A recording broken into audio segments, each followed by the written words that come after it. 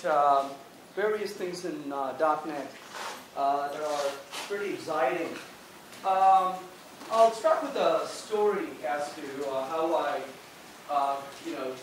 started giving talks in this area and contributing, generally speaking. So a few years ago, I was sitting down in my office, and I wanted to give a talk in the Houston .NET Users Group. I was in Houston at that time, and I was thinking about, what could be a good talk. And I came from the background of C++, Java, COM programming, and all that. And I had been developing with .NET for a few years at the time, and I was teaching courses on .NET as well. And it occurred to me, interesting talk would be to talk about some of the problems you will run into when you get into .NET programming, coming from Java, C++, what have you. Oh, did it not come on?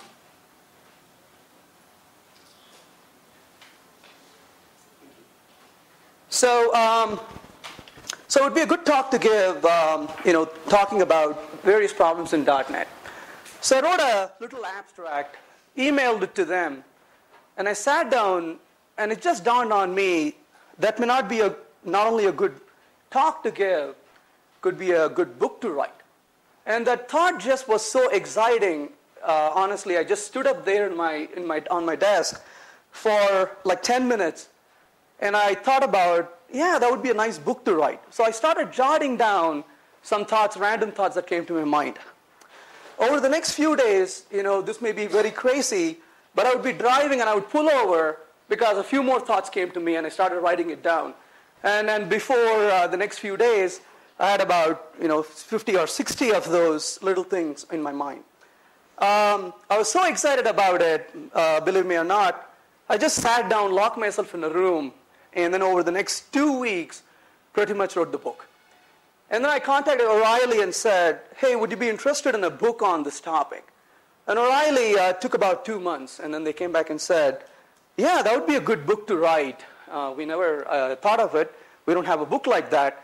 So how long do you think you would take to write the book? I said, well, I can send it to you now. And they said, no, you don't understand. We don't want you to send a table of content. We already have it. How long do you need to take to write the book? I said, well, I'll send it to you. And they said, no, you don't understand. We don't want you to send a table of content. We've decided to go with this book. I said, hang on a second. And I emailed him and said, take a look at it. And there was a silence. And then he said, you got to be kidding me. You don't do this. You don't do this like this. You're supposed to sign a book contract and take 7 years to write it. And you can't write a book and come to us. So, that's the advantage of not writing a book, right? You don't know how to do stuff, so you kind of figure out, if you want to write a book, you just write it.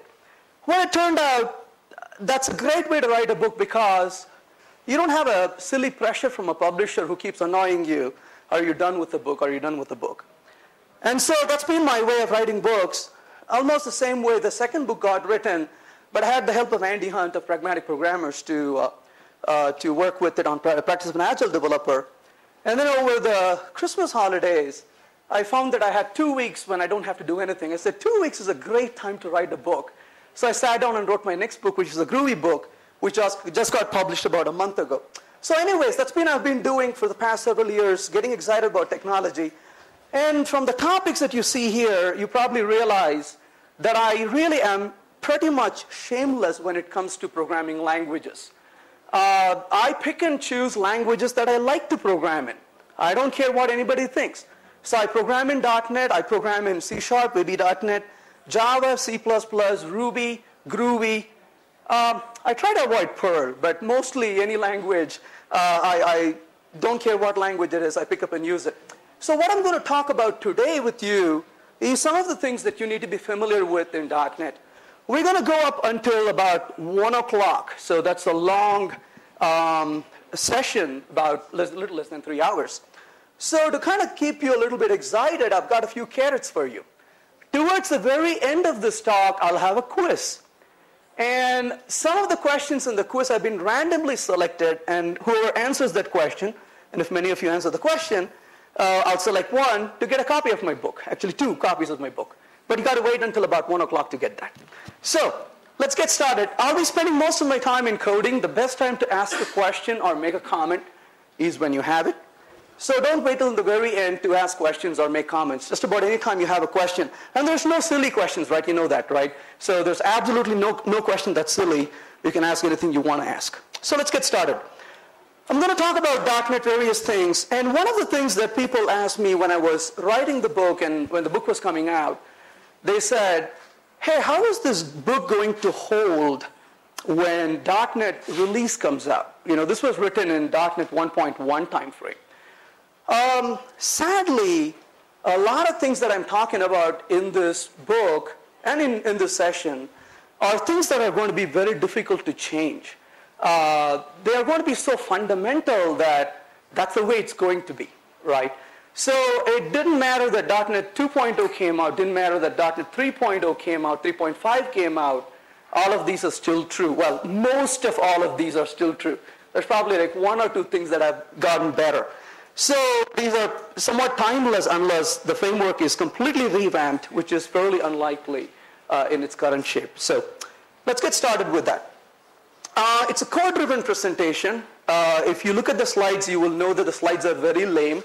I keep my slides very lame because I don't like to write slides. I like to code. And we'll code and kind of have fun here as we go along. So look for a lot of code as we go through. Okay. All right. So what's a gotcha? A gotcha, I'm going to put this on a little lower. That's probably better, right? So a gotcha is, so what is it? So it's where you say that you found a little problem, just a little trick, something that you didn't expect, right? And, you know, say, hey, this is how I expected this to work. You know, gotcha. That's not what I thought it would be. So these are little things that kind of tease you and things that you may not expect. So that's what basically we're going to look at, quite a few gotchas as we go along. So let's start with a CLR or a framework gotcha. These are specific to the common language runtime or the framework itself. So first of all, let's talk about aliases. Most of us coming into .NET framework probably came from other languages, you know, maybe C++, VB, what have you. Maybe a few of us from Java as well. Now, one of the nice things about using aliases, so .NET itself has one thing really nice, which is the CTS, Common Type System. Now, if you have been in the times of C++ and VB and COM programming, COM was supposed to take care of interoperability, but that was a lie, right? If you really had to interoperate, you felt the pain. You had to convert between types because each language had a different type. It's kind of like having, you know, a milk. A milk is a milk, right? But then in different languages, we don't call it milk. We call different things. But at the end of the day, milk is milk.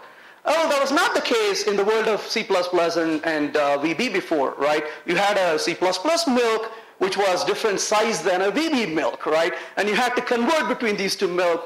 It's kind of like a currency conversion. You had to go through that. Well, with .NET, the news is that it's CTS. As milk is a milk, it doesn't matter what you call it, and that's where the aliases come in. Now, the aliases give you the advantage that you're dealing with a type that you're very familiar with, but the disadvantage is it is not quite what you would expect it to be. So let's take a look at an example. Let's say I want to talk to you know, the Win32 DLL. This could become a problem a lot of times when you deal with interoperability. So if I want to talk to, and again, this has evolved a little bit. We have a beep method in console, but let's say I want to use the good old method. I may do something like a DLL import, right? And then I would say I want to import, let's say, kernel 32. And I'm going to basically say I want to deal with the method Boolean. So this is going to be a public, let's say, static Boolean. And I'm going to be calling this the beep method. Now, if you look at the API of the beep method in the good old Win32 API, it would tell you that it takes a long. So you say, hey, I know what a long is, right? And you say it's a long, and you could say duration, and then you could say long frequency, and then you declare that. And of course, because this is a Win32 method, we could call it an extern method like that, right?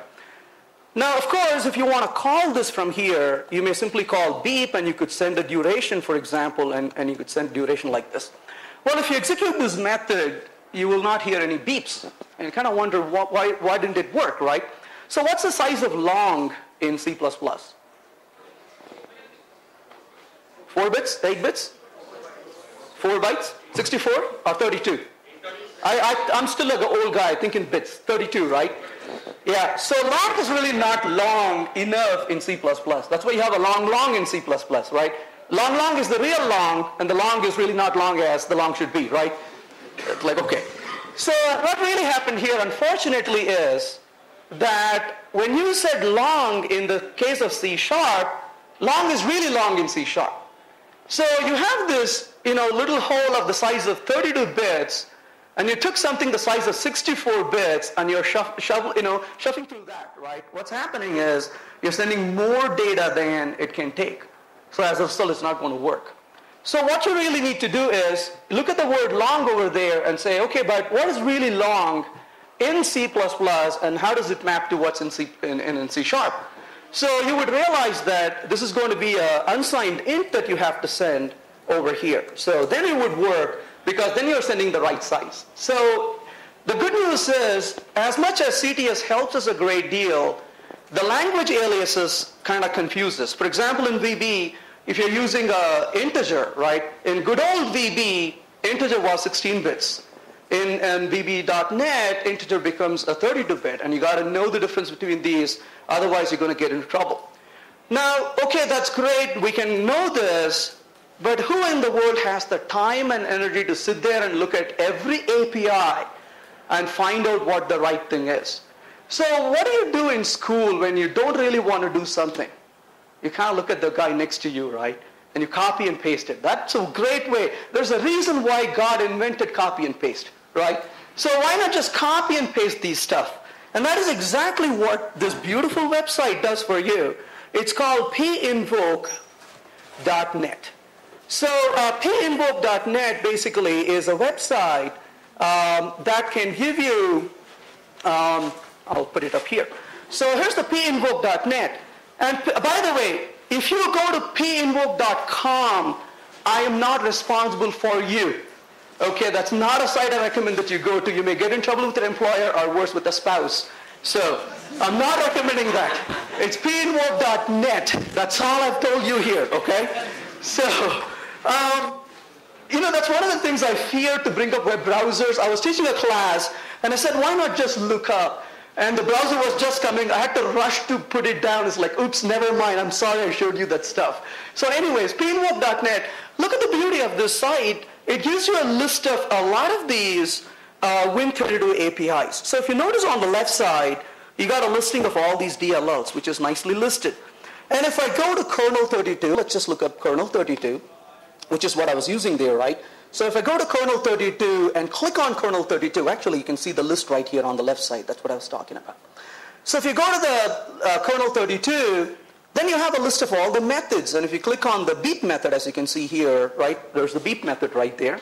And I click on the beep method, and it immediately takes you to this. And nice, it gives you the C# signature and the VB signature. All that you have to do is just copy and paste this. Just don't tell the boss that you did this. Just tell them that it's going to take you 7 hours to figure this out. And then go to the beach or lake or whatever you want to do, right? So just copy and paste that. It's already done for you. So that's a good resource to have, PInvoke.net, and you can take a look at it. And then you can just copy this. So all that I'm going to do is just grab this from here, copy it up here, and then just go there here and paste it right there, right? And then you're done. And then you can just call it. So moral of the story. For Win32 APIs, simply look up and copy and paste them. For other APIs, take the time, right? The minute you code it, you say, hey, wait a minute, what's the real type? What's the real size? There's nothing wrong in writing a little code and asking, hey, what's the size of these things? For example, you could do something like this. You could say something like, print out size of long, and then take a look at what the size of long is. There's nothing wrong with it.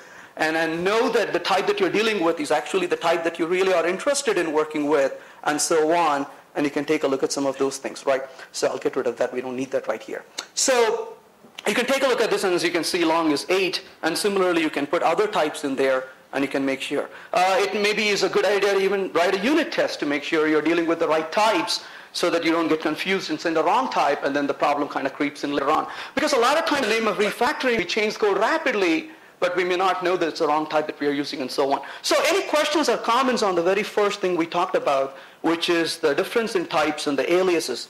Questions, comments? Yep.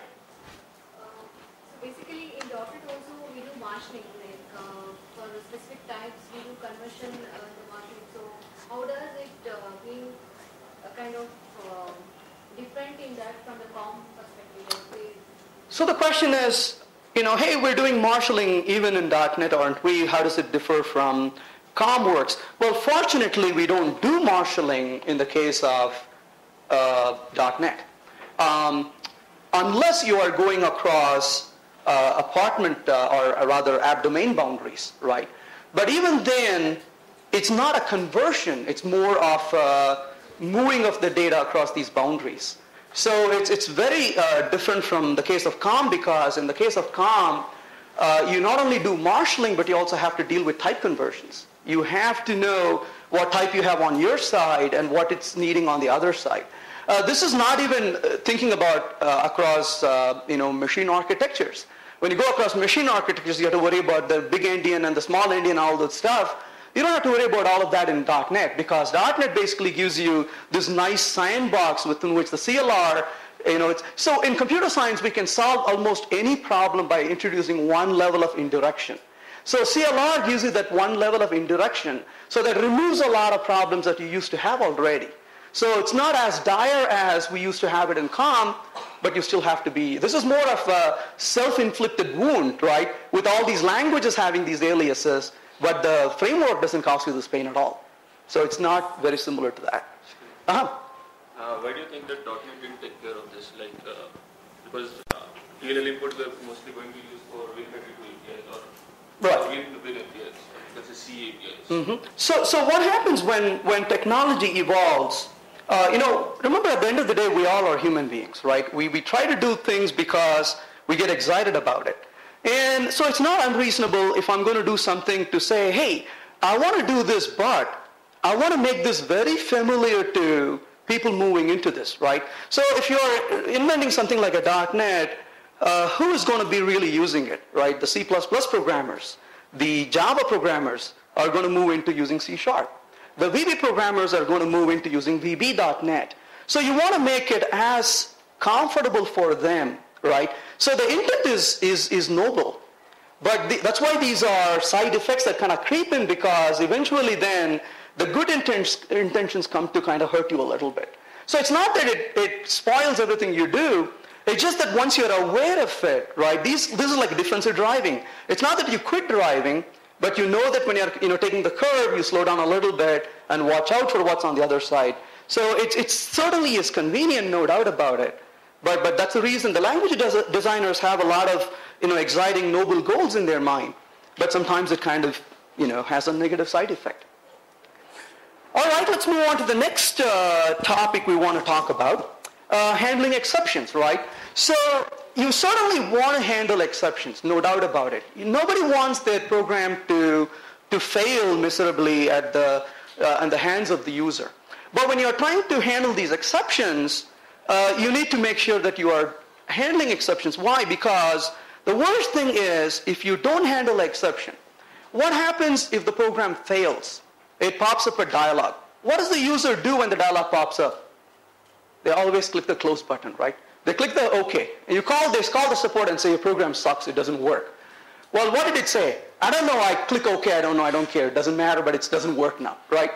You at least want to log this problem so that you can go back and take a look at it and say, hey, yeah, that's what went wrong, right? So you don't want them to run through all this and then call you again without clicking that button. So that's not the way to deal with software. So what's happening? Let's take a look at an example here. Let's keep it very simple. These examples are going to be very trivial so we can focus on the problem than anything very complex. So let's say I want to call a function. So I'm going to write a function here. Let's say I want to call a function called foo, right? I mean, there cannot be a program without a method called foo. You know that, right? So I'm going to call catch an exception. Let's say exception EX. Doesn't matter what we catch. And I want to report this exception. So I could say something like, caught, and I'm going to say simply, 0, the exception that we just caught. So very simple case. Well, what's this method foo? So I'm going to implement this method foo right here. So, oops, wrong button to click. So I want to implement this method foo here. So what do I do for the method foo? I'm going to implement that method right there. Hey, that's convenient. Not implemented exception. I'm going to just leave it. That's good enough for me, right? So let's go ahead and execute this little code we wrote. What does it do? When I run this code, nice, it says cart not implemented exception. So we're handling exceptions. That's exactly what I want to do. Now, what does this tell us? What this tells us is if you have an application in the beginning point of your application in the main, right? Even Windows applications have a main. So in the main, you could put a nice convenient try-catch block. And if you forget to handle exception somewhere in your code, this becomes the last point where you say, aha, I caught this. Before this, application blows up, I can display this message and maybe play a very sad music to the user and then gracefully shut down the application, right? So that's a noble goal to have. But the problem with this case, though, is this doesn't happen all the time, as you're going to see right now. So notice when I call this method foo here, the main is running in the main thread. So the foo is being called from the main thread. When exceptions are thrown, they always are in the same thread, right? Now notice what happens if I create a new thread over here. So I create a thread class, and I'm going to send the method foo to it. And then I'm going to say start over here. So I'm simply starting this thread right here. That's what I'm doing, right? So when I started this thread, let's see what happens in this case. If I execute this little code, notice it doesn't display my cart message, right? It just blew up. And the reason, of course, is that in this particular case, the method is not called from the main thread.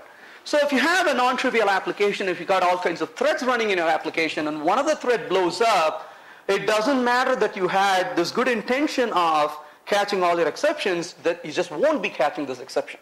And certainly you don't want your application to misbehave like that, right? It's already embarrassing that the application is failing. You don't want to add insult to injury by saying, but I don't even know where it failed, and I have to, don't have a way to put log files and so on. So how do you deal with this? Well, the good news is, fortunately, .NET gives you a way to handle it, right? So you just need to be a little bit more defensive in this. So what you want to do is you go to the app domain, get the current domain, and then you provide him a unhandled exception event, right? Oh, by the way, every bit of things you're seeing here is already loaded on a flash, little drive for you. So you already have that. You don't have to write this down. You're most welcome to write it down. If that keeps you awake, certainly keep writing it. But it's already on your flash disk. So if you need it, it's already there. If you don't find it, you can also download it from my website. I'll give you the URL towards the very end. So I'm going to go ahead and provide an event handler for this. So right there is my event handler that I provided.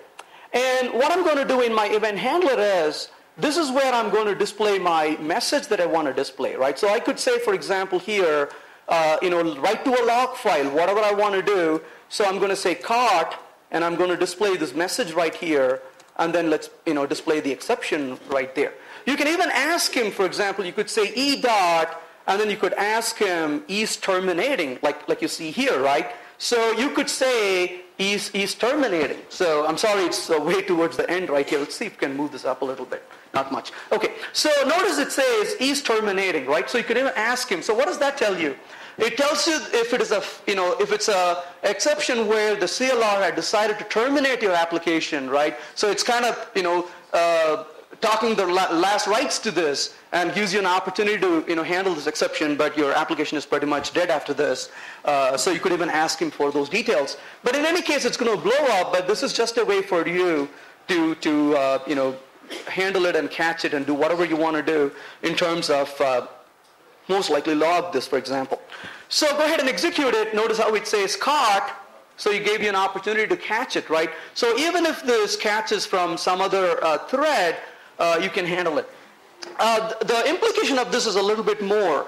If it's a Windows application, this will not work. In a Windows application, you got to subscribe to yet another event for this to work.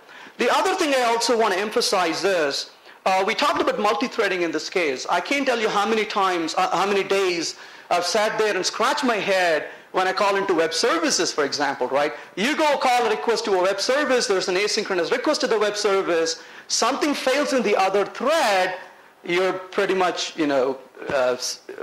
sorry, can't do much, right? Because it failed in the other thread, you got to handle it. So exception handling is important, but you need to spend a little bit more time thinking about these things. Hey, what thread is this executing in? What's going to happen if this blows up? Am I going to get a response back? Can I catch it? Can I handle it? Can I at least report it?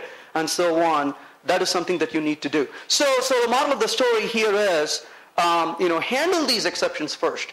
It's important to write defensive code, but at the end of the day, if your code is going to blow up, you want to handle it some one way or the other. So subscribe to these event handlers and say, hey, I want to know what these exceptions are. I want to be defensive. At least log these, report these. And this also helps you during testing, right? So if something blows up, one of the things very important for us to do as software developers is we got to be extremely aware of our surroundings, what we are in. If while you're developing the application, when you're coding the application, if it's a pain in the neck for you to find problems, it's only going to get worse for your support team, right? If you are cursing it, your support team will want to kill you, right? So that's how it magnifies as time goes on. So when you find that it's a pain, immediately you want to address that by saying, how can I get this report very quickly? And how can I get this reported? So think about some of those ways you can improve your code. So any questions or comments about handling exceptions? Yes.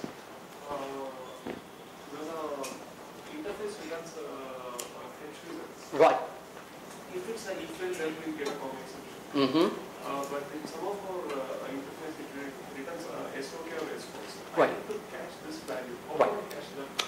So, at the end of the day, I've used COM for a long time. But what's COM stand for? Component Object Model. Well, my definition is confusing, obscure, and messy.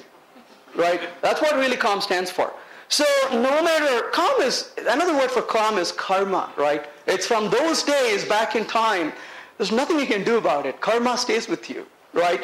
Maybe you can do enough good deeds and you don't have to deal with it anymore, but until then, so that's the answer, right? So you are dealing with, H's result is wrapping the entire world of errors into that one field and giving it to you, and you just have to sit there and handle it, right?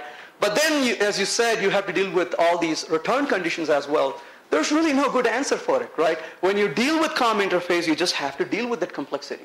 COM can come and haunt you in one of several different ways. I've got an entire chapter in the book where I talk about what some of the pains you will deal with. So how do you really cope up with it? My simple answer is, don't talk to COM from all over your application. That's the first thing you want to do, right, is avoid it. So if you are, it's kind of like, having an intercom in every room, so anybody in any room can talk to anybody else, everywhere in the world. That's a nice thing for communication purpose, right?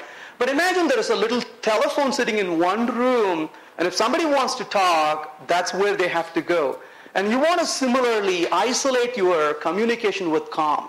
So then what you do is anywhere, so there are several advantages to doing this, right? So the advantage is the complexity of dealing with COM and the complexity of handling these exceptions properly, all that, you don't have to let your entire application and all the developers deal with it. Then they are going to be dealing with a level of nice interface that you're going to provide. And then what you do is you find one guy that you don't like in your company, and you tell him his job is to interface with COM, right?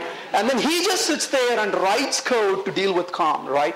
And then hopefully as time goes on, as your application matures, you re-implement that part maybe in .NET, right? And then you can replace that implementation of the interface and talk to .NET. You don't have to talk to the COM interface, right? So architecturally, that's a better way to solve the problem also. So the way that I would deal with the karma is to isolate that, right? So put it in a small area and say, this code deals with my external communication, and the rest of my application is going to just work with it. So that's what you want to do. So that's a good question. Usually good questions don't have a good answer, but that's the best answer I can give you is separate your concern and isolate it, so that you can deal with that. And then one person, there's this one guy, maybe this guy doesn't go home, but he knows everything about talking to COM, right? And he usually stays calm and just leave him to do that, right? And then the rest of the team can work with other applications. The point is that you don't want everybody in the team to deal with this level of complexity. That's low productivity. You don't want to do that. So not only this is a better architecture, it also leads to more better productivity in your team as well. That's what I would say. Yes, uh-huh. No. That is like the last line of defense, right? Yeah. So this is like, okay, everything has gone bad. I don't want to add insult to injury saying, I don't know what went wrong, but something is wrong, right? It's like a debugging solution for the... It's not only debugging, it's more of a responsibility, right? Is that I don't want I work with some really good developers, and they're very optimistic people. They minimize all the windows, still searching for your application. At least you want to pop up a message and say, my product sucks, sorry you bought it, right? And then you close it. They at least know that it failed, right? But a lot of times they don't even know it failed, right? Or it misbehaved. So it's just the last level of defense. You just want to say, okay, look, we could do this better, but sorry, but this is what went wrong. It's more of a logging. At the very top level, there's really nothing you can do to handle it. Right? You're way up in the chain for you to do anything meaningful with it. So invariably what you will do is log it, do a reporting and quit.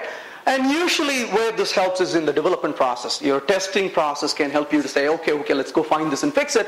Hopefully this very rarely happens in production.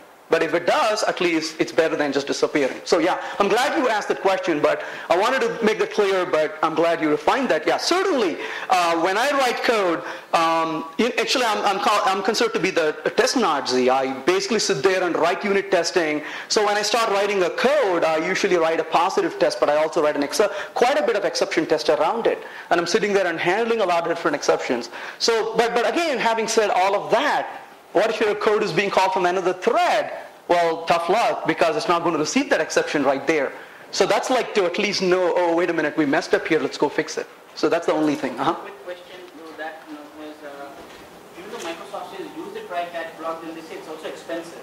Oh, it is, right. But remember, how do we go about handling both of them in the sense, weighing both of them? Right. So think about it this way. It is expensive, no doubt about it, right?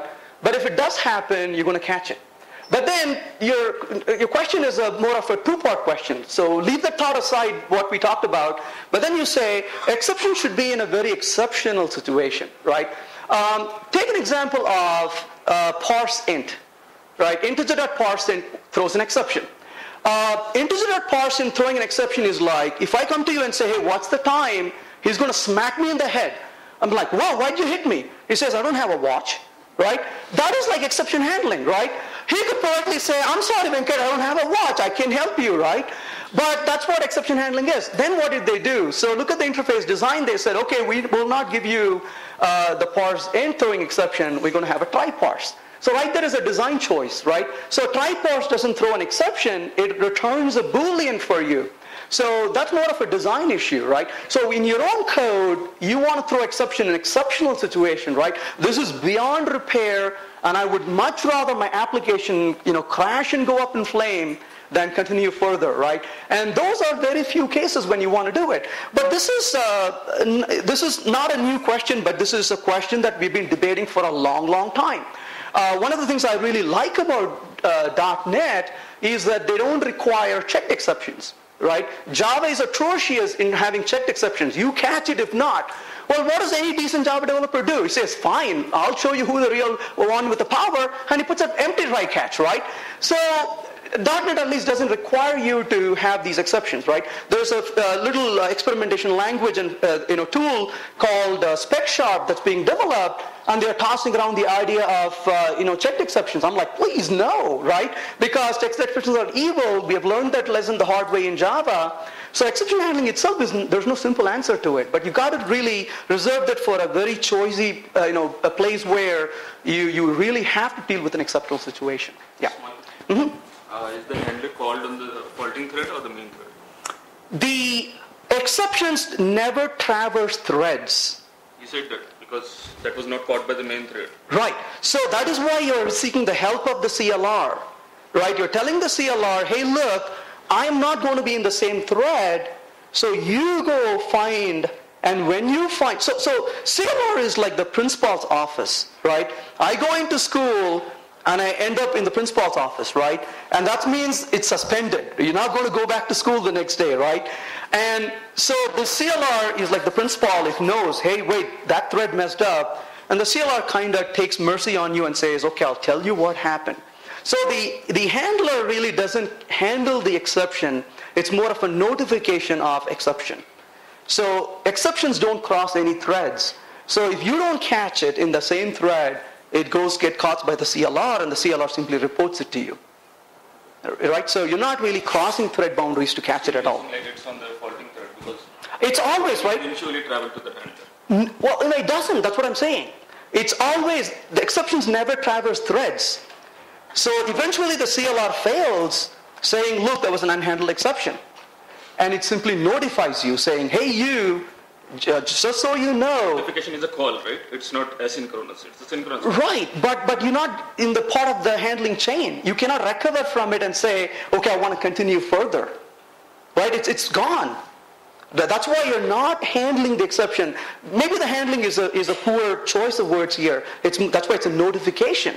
It is just it sends you a post saying, so you know that this happened on this day. This has to be some thread, right? Well, yeah, it is. But the CLR main thread will give you the notification or whatever thread it gives you. But it's not that thread anymore responsible for it. Yeah, that's gone. Yes.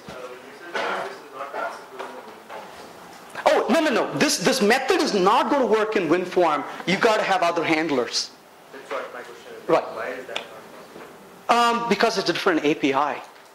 Right? The APIs that they provided for a WinForm is different from the API they provided for the the console application.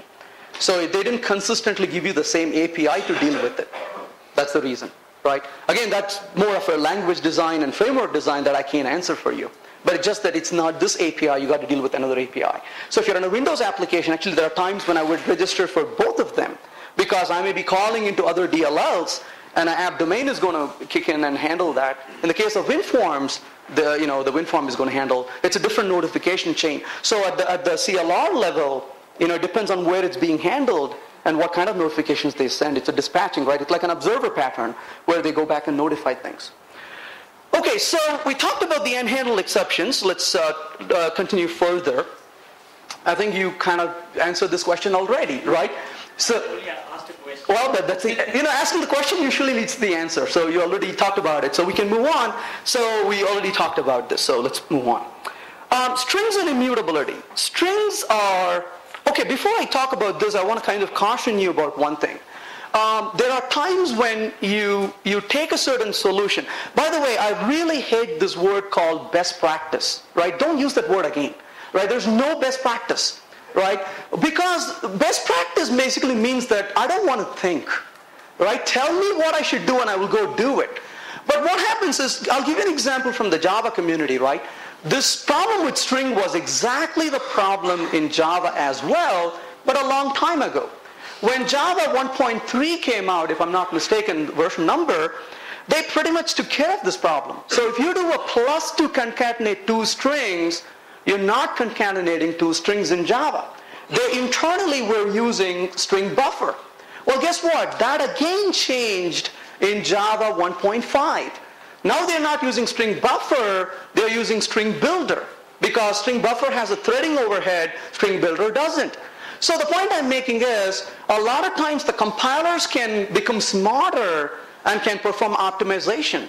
So then if you're trying to write this code, you're unnecessarily working redundantly because the compiler probably does a better job than you can. So everything I say here, you constantly have to reevaluate and say, does this still make sense? Right? And as you move across to different versions of your operating system, .NET and frameworks and everything, almost every assertions we make needs to be revalidated. If you don't, then you take those as best practice and say, well, Venkat said this in 1900, so I'm going to still follow it. Doesn't make any sense, right? So you got to make sure things do make sense as time goes on. So whatever I'm saying here, just evaluate if it's really true. So what's happening in the case of strings and string builders and so on? Let's take a look at an example here. If I want to go ahead and talk to creating multiple strings. Now this may not be really a problem if you're creating 1 or 2 strings once in a while. If you're in a UI intensive application, this may not really be a big deal at all. So again, take it with a grain of salt. So what I'm going to do here is, let's say I want to find out, let's say int start and end, and I'm going to say start equals, let's say environment dot tick count. So I'm just going to ask for the current clock tick. Let's say string s equals just a little string.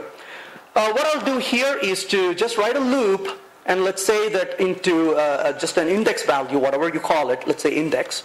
And index, I'm going to simply give index equals, let's say, that's going to be a good value to start with. So I'm simply going to make it extremely simple. Let's just add a dot to it, right, as trivial as this is. And when I'm done with it, I'm going to ask him end equals, and then again I'm going to ask for tick count on him. And I'm going to output end minus start. Let's just start with this for a minute, right? If I execute this code, if you're going to do this quite a number of times, notice it took about 40 milliseconds to do it, right? May not be such a big deal, but if you're on a server side, if you're doing a lot of crunching, and we're going to keep concatenating operations, this doesn't degrade linearly, it degrades exponentially. I don't even have the courage to put another 0 because we'll be here till 1 o'clock, right? So we got to, it degrades pretty quickly, so I don't want to even increase that count. But the point I want to make here is, if I say environment.tick count one more time, but I'm going to say string builder equals new string builder. So let's just create a string builder object here. And I'm going to go through this, again looping one more time, and let's say index one more time in this case. But this time I'm going to say builder.append, and I'm going to append the same string that I wanted here, right? And then I'm going to ask him end equals, and let's go ahead and ask him the tick count, and let's ask him the end minus start in this case, right? So execute this, and the point is that it did not take any noticeable time, right? So like I said, if you go ahead and add one more, I think we can add one more 0 safely, but anything more would be a problem. But if I increase the index a little bit more, you can see a substantial change. If it takes too long, I'll terminate it. But as you can see, it is taking more than 40 milliseconds. It certainly is going to take more. I just added 1 decimal place, right? I just increased it 0, but you can see that it's taking a lot more. Certainly it's more than 400 milliseconds so far. But you get the point, right? But then you can look at how much the string builder took, and you will notice it doesn't take a whole lot of time. So what's the model of the story? The model of the story is, if you're going to concatenate a lot of strings, it's important to not use the string object. Why is that? String objects are immutable. There's this concept called interning. This kind of comes from the days of Lisp. Interning is a good thing. Interning allows you to take a different representation of a string and optimize. So this is useful in symbol table representation and so on. And so .NET says, hey, why don't I intern strings? That way if you create multiple strings, I don't have to redundantly store them. Of course, the advantage is you're lean on your memory utilization. The disadvantage is every time, because, well, if you're going to share the same value across multiple references, the only way you can do that is if you don't modify it. So as a result, strings are immutable. So if you want to modify them, you end up creating another string. As a result, it goes through the full overhead of object initialization, creating, allocating, copying over the data, and so on. You can see that it took more than 50,000 milliseconds right there, but still not a noticeable change when in time for the string builder itself. So that's the model of the story. Like I said, again, just don't apply this blindly, right? If you're writing a UI intensive application, if you're going to be adding 1 or 2 strings here and there, not a big deal. Use your judgment, please. I don't have to, right? Because index is the maximum value I want to run to. Right, yeah. So I'm not changing index, so it's okay. I can make mistakes, but not on this one yet. Yes, yeah. So keep an eye, right? I will make mistakes. I'm capable of doing that all the time, but not on that one. Yeah, so absolutely. So any questions or comments? Is it a compile time of this string internal thing? Is it a compile time? No, it is not. It's a runtime. Well, strings are immutable. So anytime you create a string by nature, a string is going to at runtime say, aha, you want to create this, but already it's in the memory, so I'm going to just point the reference to it. So for example, I'm building a string out of characters. Right. a string out of characters. Correct. Joining together. Uh-huh. So I don't think .NET would know that it's... Yeah, it may not know. It depends on how you create it also, right? If it's a literal inside your code. Right. But again, that's even making it more worse. So you don't want to do that, right? So that is why you want to put a little map of all these strings, and then you want to point to them. This kind of leads... This leads to more problems also, right? Because if you have an application that needs to be internationalized, then you're going to take more effort with all these strings hanging around in a lot of places. So you're not only making it harder for the CLR to do its job, it also makes it more difficult to maintain the application. Right, so those are practices you want to avoid. So you're right.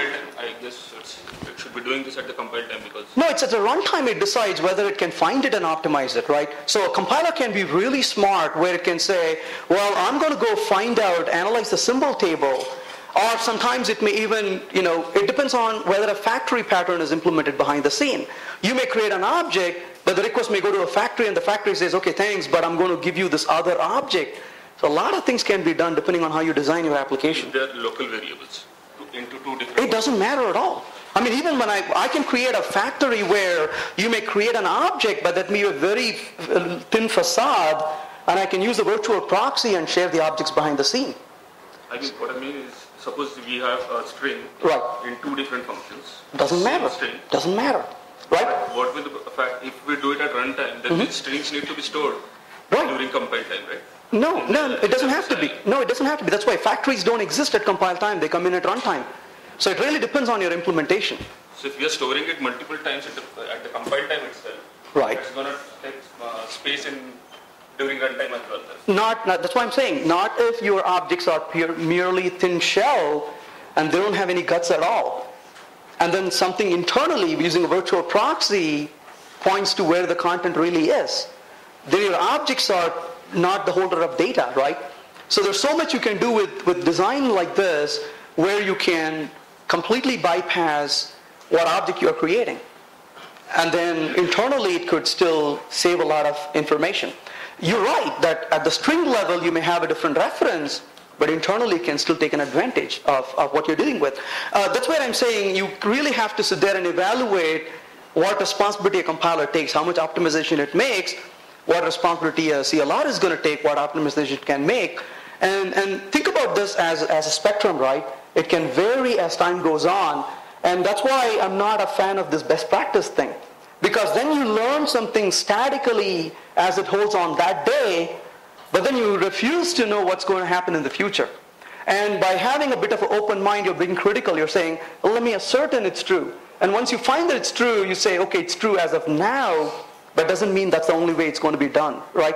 I mean, some of the performance improvements I'm seeing in some of the tools and compilers is just amazing. The compiler doesn't do this. Right. It has this string interning thing. If it doesn't do it, it has to store those duplicate strings, right? Not necessarily. That's why I'm saying, because once the compiler finishes its job, the CLR kicks over. And it can do quite a bit of things. That's at runtime, but at compile time, the strings go into MSI. But think about what a compile is. A compile simply is a translation of your source code into IL code. Right, so that string goes into IL. Right, but IL is not still duplicated. Well, IL is going to be compiled further by the JIT compiler. So which layer are you really interested in? Right? So if you're talking about what's going to happen at runtime, that could be quite different from what's happening at compile time, right? Again, like I said, just entertain those different ideas, right? If you say this is the only thing that can happen, that's called limitation. It doesn't have to be. Because we are dealing with a layer of indirection. So once you spit out IL, the IL JIT compilation can do quite a few things that your C++ or a C# compiler may not be able to do. As time goes on, that may pick up more things. So it really depends on where the responsibility comes in. Right? I mean, same thing with Java, right? When you create these string objects, yes, you lose performance, but the compiler has become smarter, where it says, well, I'm going to go switch over and create a string buffer or a string builder, so things can change. So what the string builder is mutable, whereas a string is immutable. So you cannot go change a string. So if let's say your string is Venkat, and you want to change that name to something else, you literally have to create another object and copy and modify it, right? And then store it. A string builder is like a regular object. It's mutable. You can walk up to them and say, look, your memory, I'm going to modify its content. I'm going to change this data. So you're not recreating objects. And also, you allocate, depending on the implementation, again, it can say, well, I'm going to allocate a little extra space. So if you keep expanding my string, it doesn't have to do anything until it hits that limit. And the minute it hits the limit, it's going to be a little bit greedy and say, I'm going to allocate a little bit more memory in anticipation. You can also, when you create these string builders, you could also give an initial guess. Then you can even make it even better, right? And say, well, I'm going to anticipate maybe a string of size 256 characters. So I'm going to pre-allocate it for you, whatever that number may be. And you can benefit a little bit more. But it already does that to a certain extent. It's mainly from the point of view of one of the reasons is to conserve on memory usage, right? You're not creating thousands and thousands of strings and end up creating these thousands and thousands of bytes in memory. It also has advantages from the internal implementation point of view, right? When it comes to dealing with XML representation, you want to have identity. That becomes an issue, right? So it becomes easier to say, yep, that's the string I'm dealing with, and I'm not duplicating this. So it can have a major performance implementation impact in that case. So interning has a lot of benefits, but at the end of the day, the answer is performance, right? Could be in performance of memory, performance of speed as well.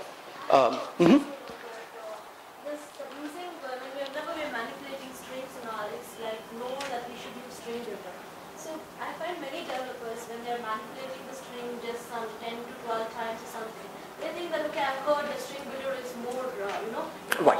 Right. They will start implementing string builder. Right. I think that string builder, it occupies more memory. It will cost you more memory.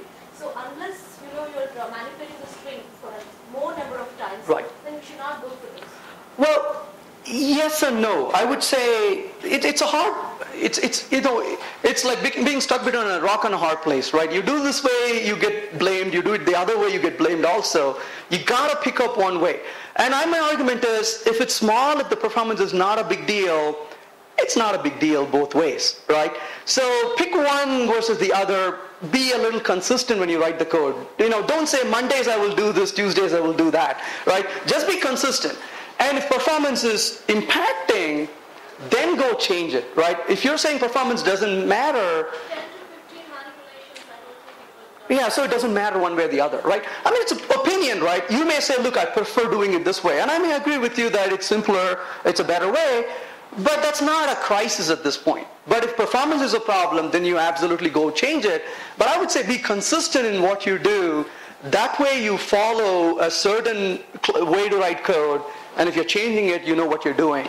But if you write code one way and then another way, you're going to drive people crazy, right? Because they look at it as like, okay, maybe the reason why you did it this way here, but not that way over there, then it throws people off. But for small things, it doesn't matter. For bigger things, yeah, absolutely pay attention to it. Like I said, performance is something you got to really pay attention to when it is a problem. If it's not a problem, don't waste too much time on it. How efficient is string perform are there? I don't know how efficient it is. I've not run the numbers on it. But again, if that's a performance concern to you, run through and benchmark it and see for what you're doing.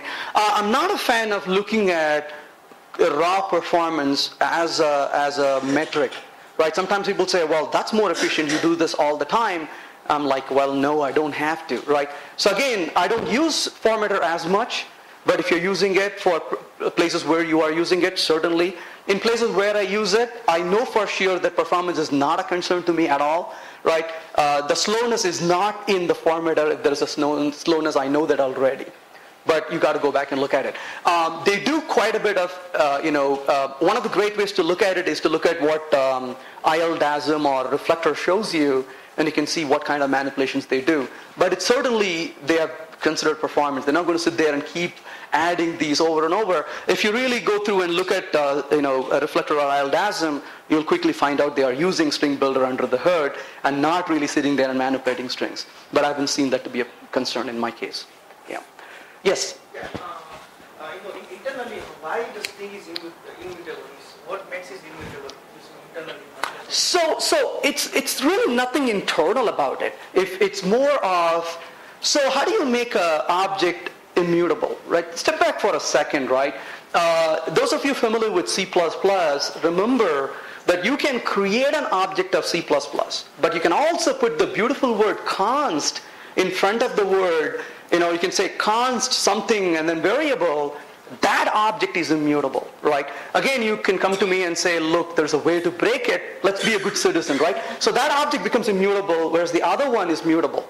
Now, in the case of C#, you don't have that flexibility. So as a designer of a class, if you don't provide any setter methods, if you don't provide any mutating methods, and the only way to create an object is at the construction time, and after that you cannot modify it, well, it became immutable, right? So you can create immutable classes for yourself. There's quite a few of classes that are immutable in the framework, right? You just need to go and look at them and it's like, yeah, that's an immutable object. I wouldn't care to change it. So string is not the only one that is immutable. There are other things also. It's just that we don't pay attention as much. So it's not something that is incredibly difficult to do, but the performance implications are quite significant in that case. That's why. And again, a lot of these were carried from the way Java did that also, right? Then you see things like Ruby, and everything is mutable in Ruby, right? Until you freeze it, then it's immutable. So that's another level of constants that it deals with other than. So each of these languages have a different flavor of how they deal with.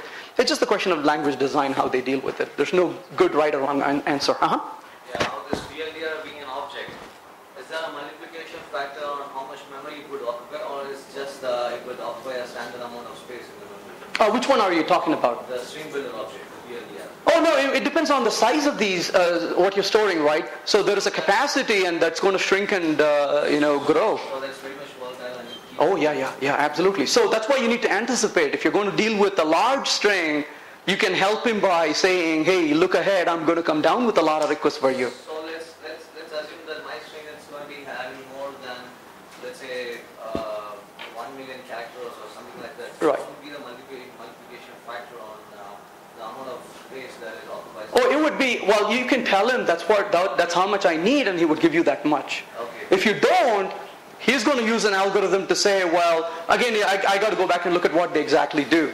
But they may say, well, I'll start with this, but every time you request, I'll double. Then obviously you're going to lose a lot of memory. Or you can also give him a factor. You can influence and say, this is the factor I want to use, and so on. So there are different APIs that do different things. Yeah. Mm-hmm. If you compare two strings which are returned, Right. so will it be by reference or it will again compare by reference? So C# does something, .NET does something really good. Double equals is actually a value-based comparison. So as a result, it'll compare their values. But of course, if they are the same reference, you made it easier. If the references are not the same, then it goes to the value-based comparison. Right. Absolutely. Yeah. All right. So he said it's the last question, so I have to be the last question. Yeah. Is there any limitation that it can hold this much amount of string per string builder? I would. So the answer to the question is, if you're worried about the limitation, redesign your application. Right. The limitation is insanely large. You don't have to worry about it for most applications. But if you do hit that limit, you have to. So absolutely, there's limits to everything, right? Ultimately, the virtual memory is the limit. But you have to. 2 GB? 2 Hmm? GB can we say? It depends on your virtual machine is what? 32-bit is what? 4 gigs? For Windows XP? 4 gigs, right? Yeah. Yeah, it's virtual. The user address is only 2 GB. Yeah. I mean, if you're going to hit that, sit down and redesign your application. Yeah. So that's very large to deal with. Okay, so we're going to talk a little bit about some of the studio and compiler gotchas. We're going to talk about how to deal with some of the differences. And so one of the first things I want to encourage you to do is treat warnings as errors. I cannot overemphasize this. I was called on a project, and this is an application that was in production, and we were implementing the second version, and they said, go add these features. So I'm sitting there, the first day I'm getting, copy of the source code, and I'm compiling it, and I see a few warnings go by. And in my mind I'm saying, well, they didn't call me to preach, they called me to code, so I'm going to ignore that, I'm just going to get the coding done. And I sit down and start coding, And my mind is very tempting. It's like, but I want to know what those warnings are. I was curious, right? So I kind of take a look at what the warning was, and this is the warning I saw, right? This is the code I saw, actually. This code that I saw in this particular application did something like this. It said, Boolean flag equals true, obviously, somewhere else, right? And then it had a code something like this. If flag equals true, right, and then do something, right? And that's the code I saw there. What do you think the compiler does when it compiles this code? It just sets it to the true, right? This was a code in production, by the way, right? And the code had 300 warnings. This was the first warning. And the minute I saw this, I wanted to cry. It's like, you gotta be kidding me, right? Why would that be a warning? Do you think that should be a warning? It shouldn't be an error. When a person writes this code, the compiler should grab him by the shoulder, give him a slap, and say, don't do this again, right? So that was in the code, and I was like, wait a minute, if that went through, I wonder what else is there in the code. And the next one I saw, I was weeping at this point, right? And there was more and more of these, and I called the team and said, I'm sorry, but why do you think I should write code? That's like pouring milk into poison. Why should I waste my time writing code into a project like this? Well, your job, first of all, is to get rid of those warnings, right? So and you could say, well, but try compiling it. So let's go ahead and compile that code, right? I compiled this code, and notice at the bottom it says, build succeeded. Well, I'm good, right? So I can walk away. You could argue, you could say, hey, Venkat, are you blind? Take a look at it. It has a squiggly. Well, let's be honest. You make a change. Do you have the time to open the 750 files and look for these squigglies? And even if you do have the time to do it, where do you say the squiggly is? Where is it? You see? You do an incremental build, and the compiler says, I want to fool with you, right? So if you turn up the volume, you'll hear the compiler laughing behind the scene. They're like, this guy thinks I'm doing a good job in compiling his code, right? So when you compile this code the very first time, what it does is it gives you a warning, but the next has errors. If you do this the minute you create a project, you don't have to deal with another warning, right? The minute you introduce a warning, it gives you an error, you go fix it, and you're done. You say, okay, Venkat, that's a good idea, but that is painful, right? Every time I create a project, I got to go fix this. You know what? If you're sitting there and creating project all day long, you need another job, right? You probably create project once in a few months, right? You don't keep creating projects every day. Unless you're writing a little experimentation code, but hey, that's an experimentation code, who cares? What I hear you, that's not a good approach still. What can you do? Well, the good news is your projects don't just fall out of the sky. They come from templates. So you can dig into your studio and you will find these templates. These templates are nothing but XML files, right? And just go modify the file and say, hey, you, the minute you create a project, I want you to use the setting where treat warnings as errors. You can set the template. You say, okay, Venkat, that's still great. What else can I do? I was on a project where we were using cruise control and continuous integration, and I was telling the team to do this. And one of the guy, the build guy, said, oh, Venkat, don't worry about it. Don't ask them to set it. And I said, hey, wait a minute. Why don't you want them to do it? I think this is a good practice unless you have a better idea. He said, yeah, I do. Don't bother them. I'm going to go turn on this flag on the build machine. Right? I almost wanted to hug him. This is great. Right? Why is this a good idea? Because I may be sitting there and playing with some code, and I turn off this flag this afternoon, but I forgot it.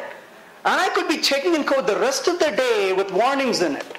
But if the build machine has this flag set, the minute I check in the code, the build fails and says, hey, Venkat, your code doesn't compile anymore because you got warnings in it. So certainly, the least you want to do is to turn on this flag. The next step is to put it on your machine where you change all these project settings, templates, and make it as part of your, check it into your resource control, control system, so people can just download it on their machine when they install Studio, and everybody gets a consistent copy. And of course, the last thing to do is to set up your continuous integration server so the build fails as well. Please. Not all the warnings you can actually ignore, because, like for example, if you're doing Hibernate. You're saying you cannot fix your saying, not ignore. Yeah. Basically, if you're using Hibernate and or in Hibernate in this case, you have private fields which are mapped to database. And you never initializing them, and you get a warning saying that you can't. Now, I agree with your idea in general, but it's just that it's not always possible to do it. So somebody said, do not confuse your inability with impossibility, right? So when I say it's impossible, usually it means that I don't have a clue how to do it, right? So I hear you. The times that I have seen that to be a problem is when I use a third-party library, and that just gives me so many warnings, right? So the first thing I would, no, never gives you that? No, that's not the question. No, that is the question. What do you do when you integrate with another third-party tool, and that's because of the interface you're having, you get warnings? How do you deal with it, right? So if you're... It's your code. It's your domain. Well, take the time and fix it. You can't really, that's the point. You're saying you can. Because are you absolutely? I've done it enough, and just because you're mine doesn't mean. But the point is, you can't really, and this is something that we have tried a lot of times. If you're saying that's absolutely impossible to do it. I won't say absolutely impossible, right. Because to best of my knowledge. Agreed, right? Yeah. So what do you do in those cases? In a very remote situation, right? So don't take that as the first one. Definitely, yeah. Right? What I'm saying is, if you do something like this, you just need to be aware that there are cases where you would hit it. So what I do is, when I hit that situation, I would ask at least 4 other people to spend substantial effort and tell me that I'm really beyond repair, right? This is completely out of question. You cannot fix it. So what do you do in that case? First, isolate into a very minimum library. You don't want this to be in all over your application, right? So this would be extremely small in case. And for those, and only for those, then you say you want to suppress warnings only for those. This would be extremely minimum list, right? You don't want this to be, okay, we're going to put everything in here. Doesn't make any sense, right? And even in those cases, I'll give you an example, right? This happened several years ago. A company that I was working for, they called me and said, we purchased this other company. Your job is to sit with these guys and see what they're developing. And in about 4 months, you're going to be involved in this project, right? And I don't have a clue about this technology. I don't have a clue about a lot of these things. So I go to this guy, and I sit down, and he says, I'll show this to you, right? And I'm sitting about 2 feet away. And this guy brings up Studio. And it gives a lot of these warnings, right? And he says, okay, Venkat, you got to give me about 5 minutes. I got to go fix these things because the Studio won't even open these files with this kind of condition. And I'm not kidding with you. This guy just goes there and modifies a lot of privates to public so Studio would open this file, right? I'm sitting about 2 feet away, and I don't have a clue what he's doing, right? I don't know anything. But I'm telling to myself, God, I don't know what he's doing, but I can tell you this, he's wrong, right? You feel that this is not the right thing to do. Yeah, but I'm not a person to tell him that, right? In general, I agree with you with this idea, but I'm just saying that just so that, and even the suppressed warning thing is actually broken in Visual Studio. Right, but again, I would say anytime push it to the extreme. Yeah. I am not a smart person, but fortunately I work with smart people, and when I cannot solve a problem, I would push it to them and say, go find this. And if everybody around me says we can't, then yeah, we suppress warnings and move on. And you keep looking for the solution, right? So in that example I was talking to you about, the day I got my code that I'm going to work on, I said, I'm not going to do what he was doing because that's insane. And it took me about 30 minutes. And I found the answer was extremely simple after talking and searching and all these. And it just took a little bit of effort to fix the problem. But when you're adamant about it, I'm not saying you will always find the solution. But certainly the first time you come across it, use this as an extreme exception than a norm. But your point is well made. But again, those are extremely exceptional. Then, having said that, a lot of times you may interact with the library. It's a library from hell. It gives you 1,000 warnings.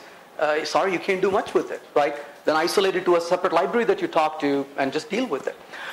There's another thing I would also emphasize. You say, okay, that's all nice and sweet, but how do I do this in my project on Monday morning, right? You walk up to work, I was in a company not too long ago, about 2-3 weeks ago, and I asked them, how many warnings you guys have? And everybody kind of laughed. And then when the laugh settled down, I said, tell me how many warnings you have. And one guy bravely said, a lot. I said, okay, what's a lot to you? Put a number on it.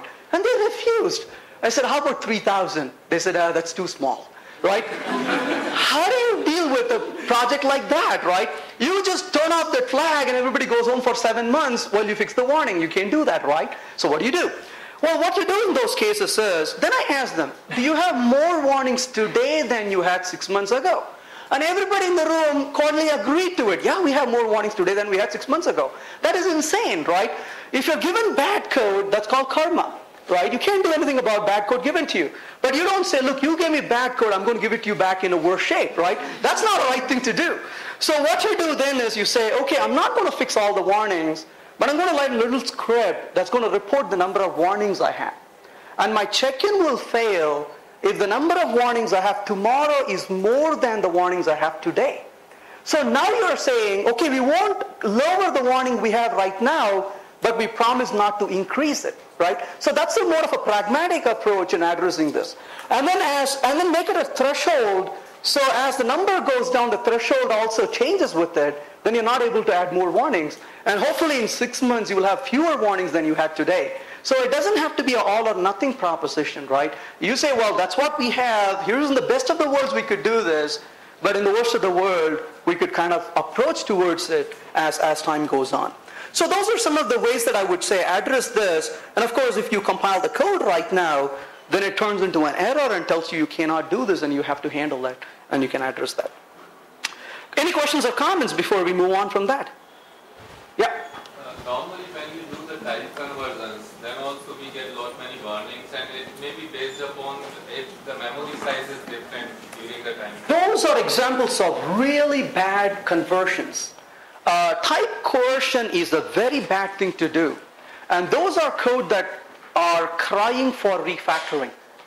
So usually sign of much more deeper problems. If you're saying you're having type conversion problems on your casting, that's a code you have to refactor. There's no question about it. But sometimes if you are converting from integer to string, yeah, you store it in some of the files or some of the things where you cannot really pass it as an integer. Right. Then you have to go with the type conversion. Not really. You have to refactor the code. That's what I would say. I'm not saying that's the right way to do it. I'm not saying that's the wrong way to do it. Sit down and ask yourselves. I mean, I cannot tell you how many times I look at the code. I'll tell you something. When this has been something that's recurring so many times for myself. I look at a piece of code, and as I'm writing it, I'm saying, that kind of smells. I don't like it. And I'll tell you that within about 2 days, that code is gone. Right? Because the minute I get a feeling that that's something really bad, I go back and revisit it, and I find there's usually a better way to write the code, right? So don't live with the code like that. Critically question and say, hey, I'm not going to tolerate this. Something is wrong in this code. Why does it behave like this, right? And then, yes, there's always exception to these things. But we tend to hit these exceptions way too early, right? So don't take it like that. You say, no, I'm not going to sit with this and accept it. I'm going to push it a little bit further. And most of the time, you will find a different way to write it. It may not be the same API at all, right? It could be another API you use, and the code is a lot more cleaner. I can't tell you how many times I can clean up my code, and how many times other people have cleaned up my code, right? And then you're like, wow, yeah, that's a better way to write it. So don't tolerate that, right? Because the more things you have like that, you are increasing the cost of maintaining your application. 2 years from now, people are going to curse you for writing it, as you are cursing the people who left the code for you, right? It's a cycle, vicious cycle that we leave behind. We got to put an end to it. Yeah. Okay. Mm-hmm. When you set the warning level on SS4? I would start with the severest level possible. Yeah, and then consider becoming lenient. Warnings are something that I'm extremely annoyed with. I don't tolerate them at all. Yeah. So let's go a little bit further with this. Let's say I want to talk to. So we're going to keep going. I'm made of machines, so I don't need a break. But I do understand you probably have to run and get a cup of coffee or hit the restroom. So don't feel that you have to sit through. So if you want to just jump out and jump back in, feel free to do that. Don't feel compelled to sit in here for 3 hours. I can certainly do it, but I don't expect you to do it. Okay, so what about handling these exceptions as they propagate through the system? Let's take a look at an example. Again, when it comes to application maintainability, let's say we have a function, again, a function foo, and I want to catch this exception right here. So I'm going to say exception EX, and I want to print the details of this exception. So I'm going to say, caught, and then I'm going to say, the exception that I caught right here. So let's say EX. Okay. Now, obviously, this function foo that I wrote here is going to call yet another function. So let's go ahead and write that function right here. And that's going to call the function, let's say, F1. So I have a try block here. And so I'm going to call F1 right there. And let's say I have a catch block right here, exception EX. So what I would like to do here, maybe, is just to log it. So maybe log or try to handle and fail, or whatever the case may be, right? So whatever you are doing, but at the end of the day, you're not able to catch it. So I'm going to say throw EX to propagate it up. So that's the code I have so far. So let's go ahead and run this code and see what happens. So just to review, foo is calling F1. Oh, where's this F1? Sorry. So the F1 code is the one that throws the exception, as you can see here, right? That's a good exception to throw right now. So if I execute this code, what's going to happen? So notice it says caught, but where is it catching it? It's catching, so it started on line 15, and then it says on line 32. So let's examine those two lines. So if I go to 15, well, that's what I'm calling foo. Makes sense. Go down a little bit further to line 32, here's a liar, right? That's not where the exception really originated, right? So if this is your application, what do you really want to know? You really want to know that the exception started on line number 39, right?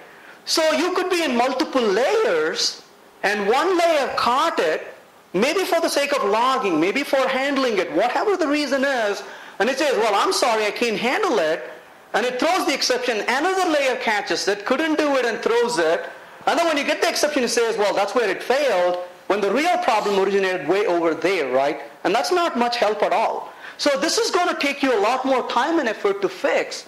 So a lot of times when we find bugs, tell me last time you found a bug, did it take more time for you to fix it? Or did it take more time for you to find it? Right? It's always, finding the bug is the problem, right? Once you find it, before you find it, you're crying. Once you found it, it's like, gee, I didn't realize this. I could do such stupid mistake, right? So it's very easy to fix. Fixing takes very short time. Finding it is a lot of expensive, right? So that's misleading. So why is this misleading? Let's just take a look at this for a second. There's a nice tool called ILDASM, right? ILDASM is already on your machine. You just need to use it. If you want to use ILDASM, you need to go to the .NET command prompt, right? If you go to the normal command prompt, you're not going to see it. So go to the .NET command prompt, and you'll see ILDASM. Just type ILDASM, right? So all that you do is type IL. So, oops. So you say ILDASM, right? So that's what you type. And it's IL disassembler. That's what it stands for, right? So ILDASM allows you to navigate through your assembly, and you can take a look at what's happening, what the compiler is doing. I cannot, so there's a cousin of ILDASM, which is the reflector. That's a beautiful tool to use. I highly recommend you to take a look at reflector also, download reflector and use it. I cannot tell you how many times, from the curiosity point of view, I would go into ILDASM. But more important, I implement a solution, I'm kind of have a nagging feeling. Does it really work? And I would go in a little deeper, deeper into the IL code, and you realize it's not doing what it's supposed to do, or sometimes it does, or sometimes it does other things that kind of surprises you. So it's, one of the things you need to do as programmers, you should never be comfortable at the level of abstraction that has been given to you.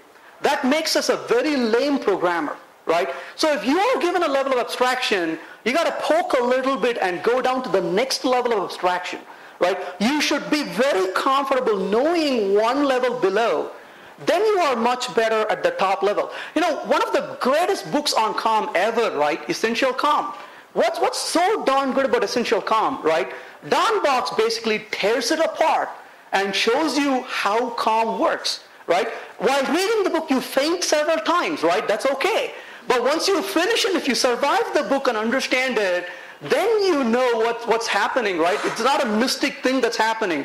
And that's exactly what you need to do with almost every technology. Go one level of abstraction down below where you're given.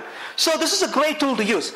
But I'm also a very lazy guy, right? You know this already, right? So I'm not going to sit there and type ILDASM, do a file open. I'll get old and die if I do that. So one of the first things I've done for myself is I went into Studio and I clicked on this external tool. You see this right here, right? So if you go to tools, there's external tool. External tool allows you to add into a lot of external tools, right? So never do the same thing twice in a mechanical, error-prone, slow way of doing things, right? So you say, hey, that's a good tool to use? Well, go just put it. That's exactly what I did here, right? So there's ILDASM. If you go into your Virgin Visual Studio installation, you won't see it, right? But you can add it very quickly. That's all I did. Went into external tool, and I added ILDASM. So I click on ILDASM, and there's ILDASM on this project. So coming back to the story we started out with, if you notice, what I have here is the function. What is the function I called? I don't remember. Well, we'll see here. So main called the function, what did it call? It should be somewhere here. All right, there, it called foo, right? So if I go to foo, let's go to foo, right? That's IL code right there, right? So it's a good thing to look at once in a while. You can impress your friends with IL too, right? So take a look at it. So if you look at IL, notice what this guy is doing. That's the function F1, very quietly sitting there and doing a throw. Not a problem, right? But if you look at the function foo, I want you to remember this word. Notice what that word right there is throw, right? So what did the foo method do? At the very end it says throw, right? Will you do that for me? Remember that word throw, right? Just keep that in mind. Now what I'm going to do here in the code is just make one change. So what I'm going to do is here's where the problem was, right? So I'm going to take this throw EX and I'm simply going to remove this EX. That's all I'm doing, right? I just removed that word EX and I'm just doing a throw. Let's go ahead and run this code now and see what the code does. Actually, he's complaining that the ILDASM is open, so let me close that. So basically in this case, he's actually complaining that EX is not being used because I turned on, treat warnings as errors, right? So I'll just please him for now. Only assignments are allowed. Okay, how about that? Just display it for now. All right, so what I'm going to do in this particular case, and chances are if I'm really logging it, I would essentially be using it, right? Okay, notice what it's saying now. It says the problem actually, line 15, line 33, 39, 27, 29. So if you notice, if you go down to this, you will notice that it says the origin is F1, right? So it's really telling you the truth. Hey, wait a minute, we actually put less and it works better, right? Here's an example where less is actually more, right? So you remove this. Sometimes it's a premature optimization, right? We said throw EX and it didn't work. And you're kind of curious, why does it do this, right? Well, it turns out that C# actually, what is the true one language of .NET? It's the IL, right? So IL is the true language of .NET. All these languages, C# and VB.NET, are high-level languages that get translated. Well, it turns out if you go take a look at what this ILDASM says now, what does it say? If you notice in this case, the ILDASM now says the method foo. Notice that, right? So notice how it became a rethrow instead of a throw. Remember that it was a throw before, right?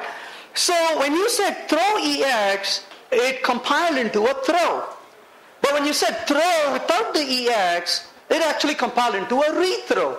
So this is actually an inadequacy on the language syntax, right? I would have been much happier if C# actually gave you the syntax called rethrow, right? Remember C++ has a rethrow, right? So if it gave you a rethrow, then you're saying, hey, look, I'm not originating any exceptions here. I'm simply passing the buck, right? And then you're clearly saying my intent is simply I'm just intermediary. I can't really handle this, and I want the true representation to go forward. So moral of the story is, if you are really not handling exception, if you're propagating it, don't use the throw with the object. Simply put a throw with a semicolon, which then translates to a rethrow under the hood, right? Now, obviously, there's a little bit more to this also. Quite a number of times, I would want to actually add some details to exceptions I catch, right? So, for example, a layer below may throw a very raw exception. It may say, unable to access database. Well, that is kind of a stupid message to give to a user, right? Some users may get frightened. It's like, whoa, what's that, right? So you want to tell them, I'm sorry, I'm not able to connect to the network, or machine at fault, come back later, whatever that could be. But a lot of times the problem is, if you're giving a very high-level message, from the development and testing point of view, that actually is a disservice, right? Because then you don't know what really happened. You sit there, and if you ever debug your code and step through, that is insane, right? You cannot just step through the code to find out what problems are. You just need to know them and move on. So what do? In those cases, what you want to do is you chain your exceptions. So if you throw an exception on me, and if I'm going to throw an exception on you, I would take your exception and I would chain it, right? So my exception class, my exception object will have a reference to this exception he sent to me. And I'm going to throw you my exception, right? So think of these exception as a chain of ball. And you receive this one ball, and if you're happy with it, just process that information, you're done, finished. But if you want more information, you can navigate the chain and go to the next level of object, and then you can deal with it. So that's something that's pretty useful as well when it comes to kind of orthogonal to this, but certainly a related point to keep in mind. So just be aware of some of these idiosyncrasies when it comes to these compilers and languages and how they translate to what's under the hood. So there's a kind of a mismatch between the C# syntax and what IL is expecting under the hood. So rethrow your exception rather than throwing exception if your intent is to simply propagate it. If your intent is not to propagate it, if you're really sending more additional information, then resort to using method chaining and process or object chaining, and then propagate that up the chain. Questions, comments before we go on? Yeah. When you write rethrow, yes. I could see on the stack was that the functions were the stack was showing F1 twice as well as F4 twice. It shouldn't actually. It shouldn't show them twice. It should say only one chain of stack. Looking at them, I was thinking that it was rethrowing. So in this case, this is purely a throw, right? Because you have two console.write. Can you see the stack again? Say that again for me. That you have a console.write. Yeah, the console.write, yeah. So, there you go. Thanks for picking the ball. Yeah. If you look at the stack again. Yeah. He doesn't believe me. Okay, I will show it to you, but if it works the right way, you should stand up on the chair and shout, I'm a believer. Would you do that?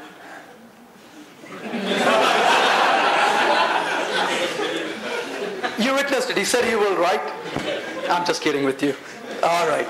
So, it's a compiler. I think you can remove that. Yeah, that's what it is. Actually, you know what? You can remove all of that. Right? If you don't need the EX, that is. That's another syntax that you could use. That try-catch blocker is not needed, no? If I'm going to log it, that's what I'm saying. Right? You can log it in the base level, right? You could, but there's something you want to do at your layer. Right? There are always times, or it's a failed attempt to catch it. That happens quite a bit, right? I try to catch it, I'm like, oh, this is beyond my ability. I tried. Or I try to smell through the details, and that's too much for me to handle. Whatever the reason is, there are always times you catch and then throw. In those cases, do this, right? Why you do it is pretty much application dependent, right? All right, everybody's waiting. That means retro is like continuing from that point. Correct, right. You're just passing the ball, right? You're not really influencing this in any way. Yeah. Excellent. So let's continue a little bit further. Rethrow. So how are we doing on time? How many more minutes we have? 1 hour more? Is that what I heard? 1 hour and 15 minutes more? Yes. Nice. Okay.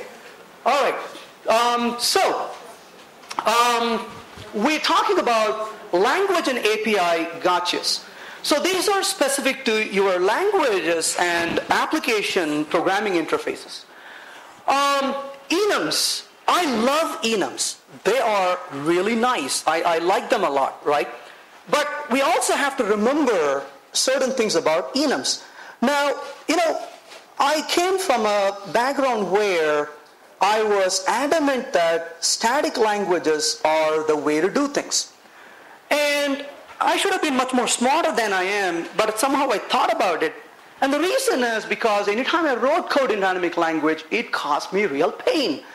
Well, nowadays, I'm not so adamant about static languages. In fact, I'm a big proponent of dynamic languages, to a certain extent about dynamic typing too. Now you may say, well, what's the reason for the change of heart? The reason for change of heart is those days when dynamic languages were causing a lot of pain for me, I did not do something that I do quite effectively these days, which is test-driven development. I would just write code and expect them to work.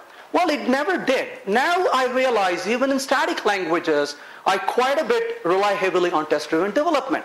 So in that case, a compiler is simply providing a certain advantage. I'm not going to discard that a compiler is useless. I'm not telling you that. But a compiler is not a begin and end all, right? So a certain benefit a compiler gives you, but beyond that, a compiler can also mislead us into this so-called type safety. It's a very poor choice of word because the word safety makes us feel comfortable. And then immediately we trust it, right? It's like, oh, somehow this is going to make things safer for us. Actually, it doesn't.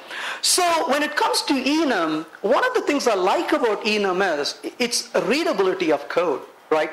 Let's not underestimate that, right? Readability of code is extremely important.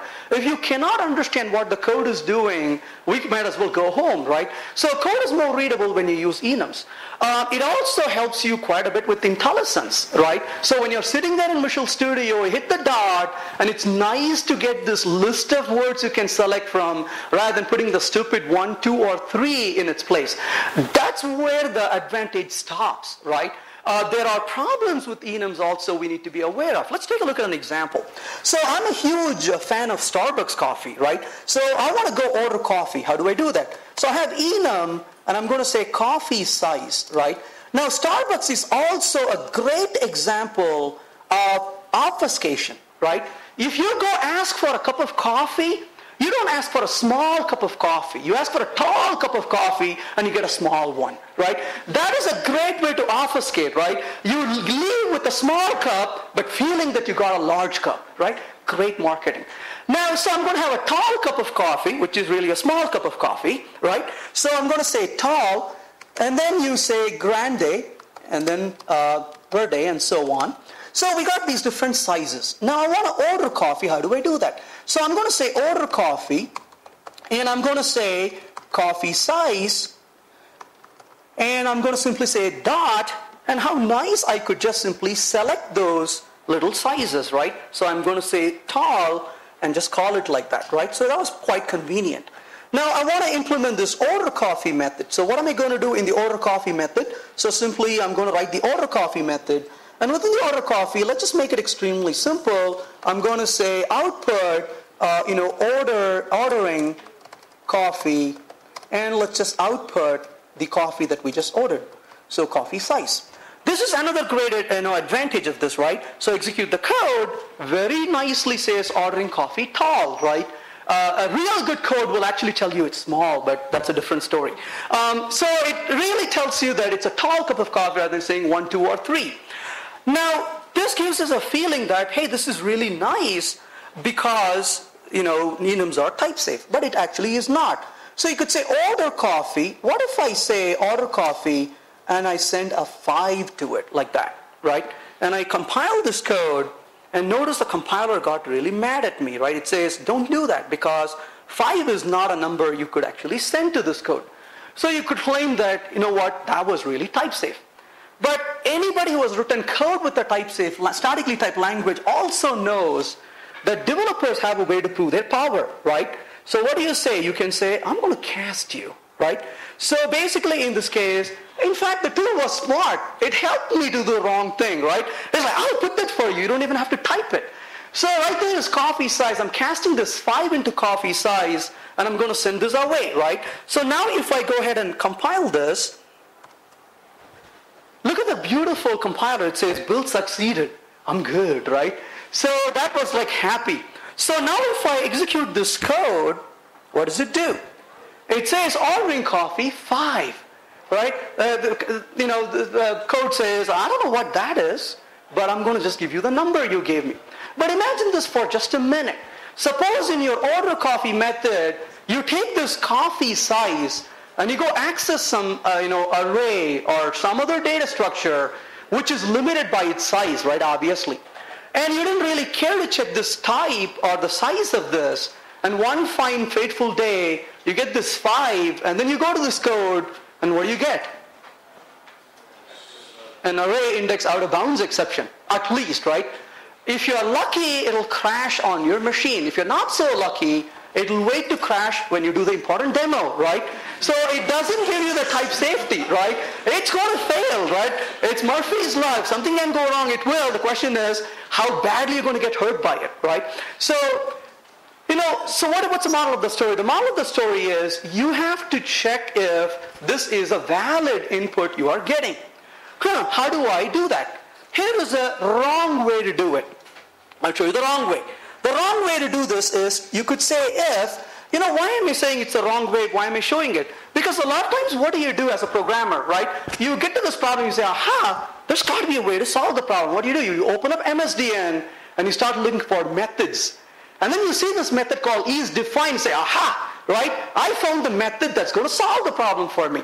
So what do? I could just say enum dot, right? And then I could say isDefined, and I could ask him if this is defined, right? Coffee size. And then I could say if it is defined, use it. So I'm going to simply put this over here, right? Let's move this code down here. So paste that. And I would say something like else, if I know how to type here, there, else. And I will say simply,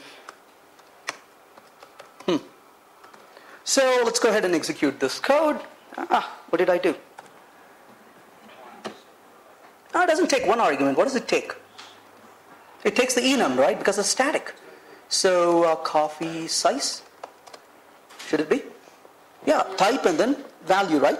So should I say type off? Yeah. See, I've been playing too much with dynamic languages, which says, I know what you're doing, and it just figures it out. So I say type off, and then right there. Is it enough?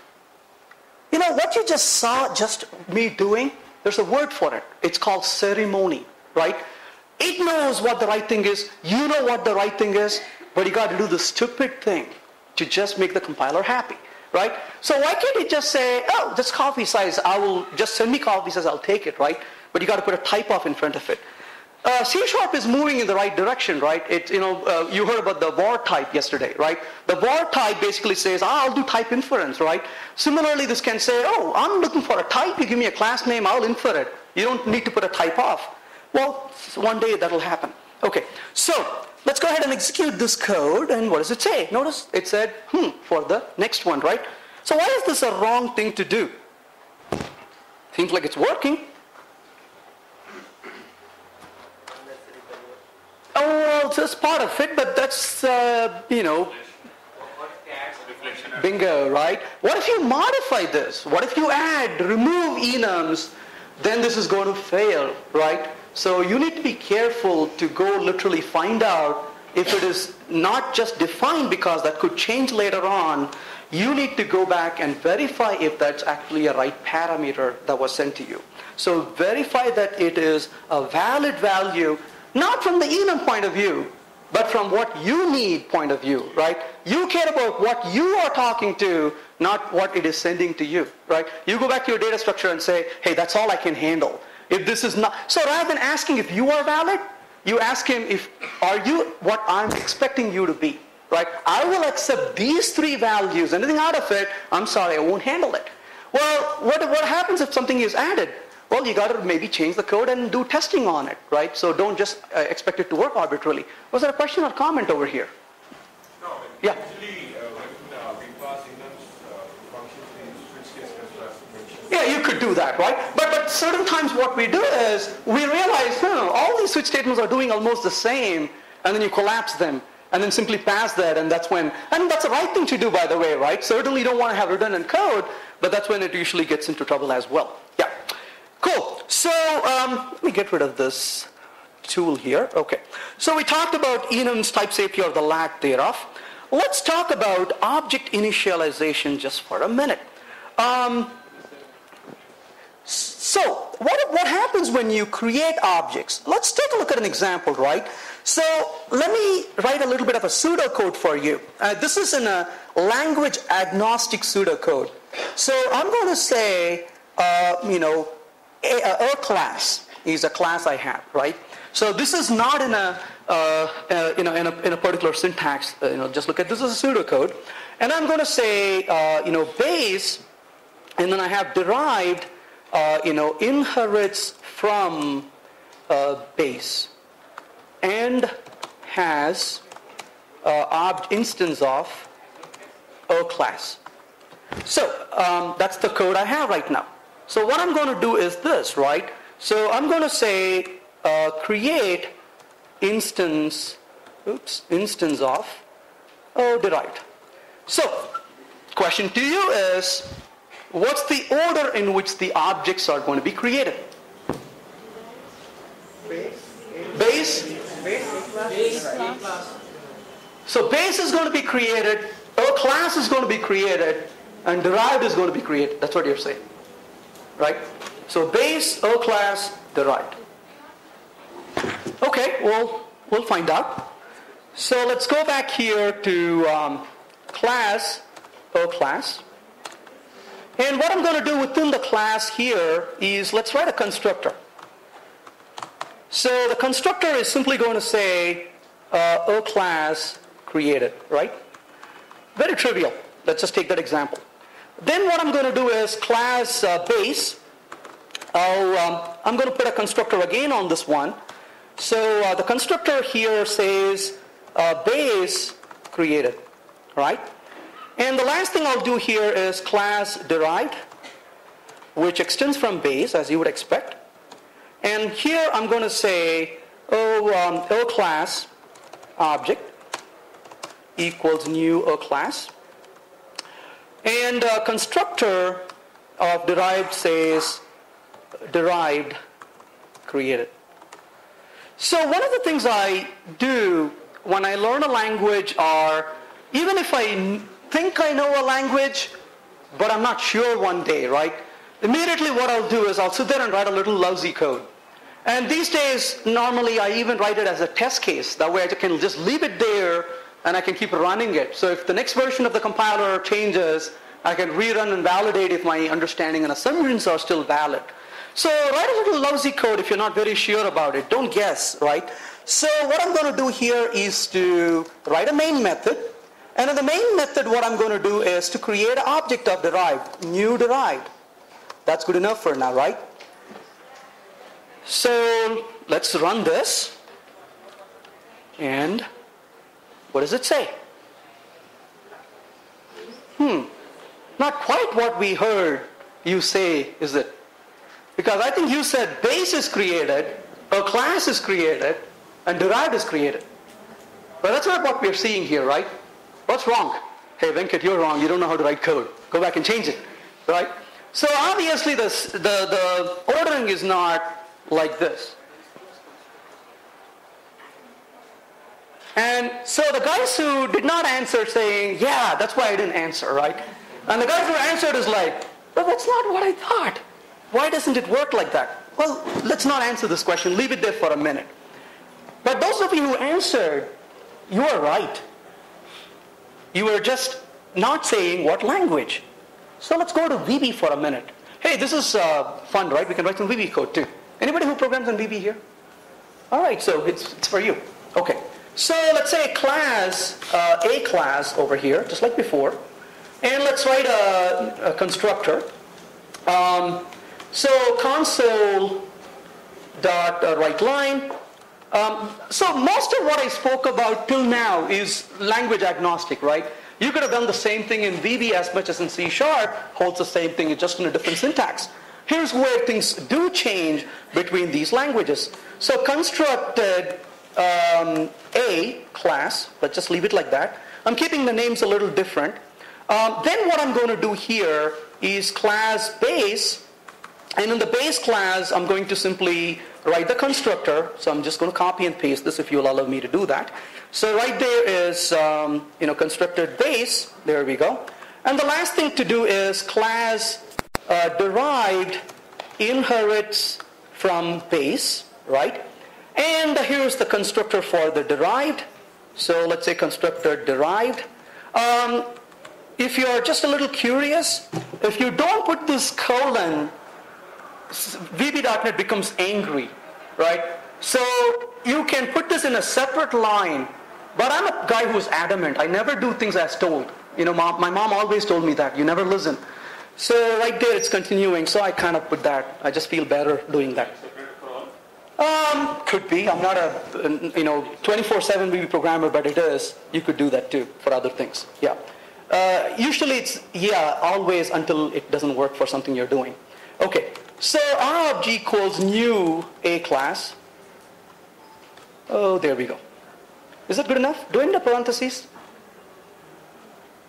No? Not sure? We'll leave it. We'll see. Okay.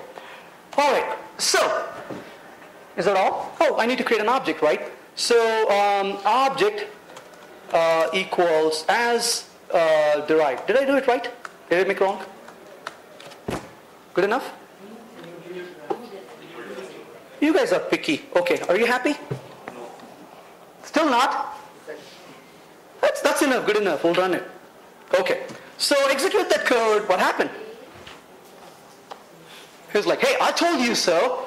That's what it's supposed to do. And he's saying, I'm switching over to VB today. Right?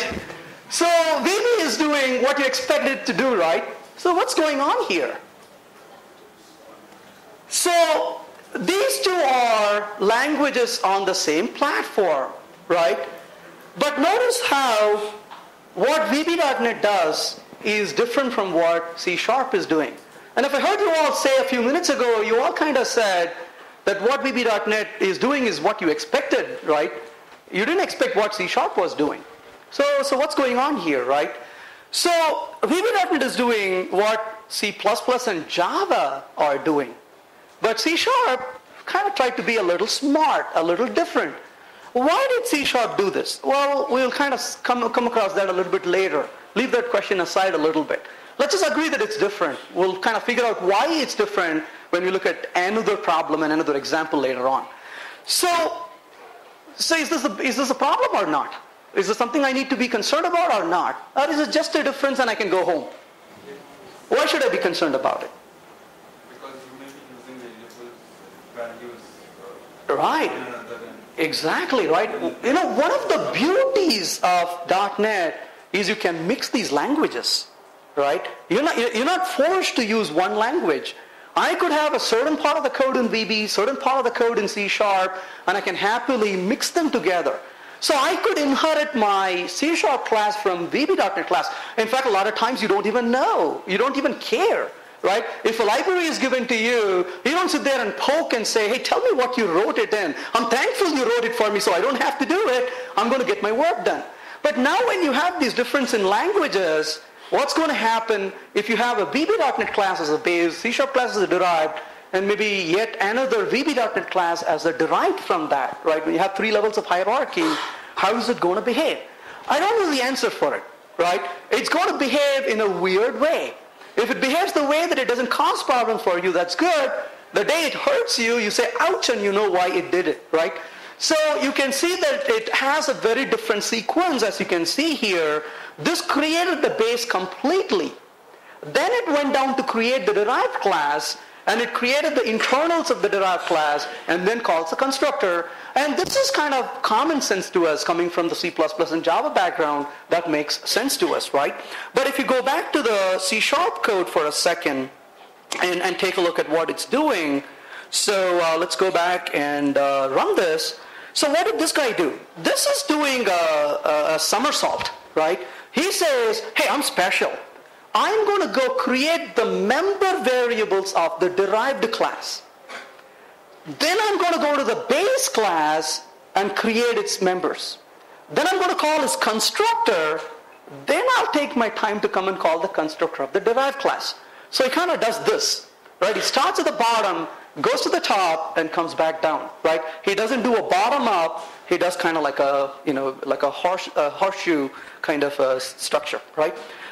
So just be aware of this. Any questions, comments? Like I said, I'll come back and show you a possible reason why C# does that way, huh? Please. So if you can just go back to the code. No. Of course. Yes. So in the base class, if you create another object of a class, right, what's going to happen? Is it going to be base class first or the a class in base class? Well, actually, you know what? I won't be able to answer that question if I create a class, because it's going to be the output we won't know which is creating. So let's create another class. So let's say B class, right? That way we can see clearly, the order in which it's doing it. Fair enough? You just need a member there, right? So this is a B class created. And so you want this to be a B class. Not that it makes a difference. And execute this. Yeah. So, right, he just did a somersault. That's what he did. Kind of weird, isn't it? That's what he does. Yeah. Say that again?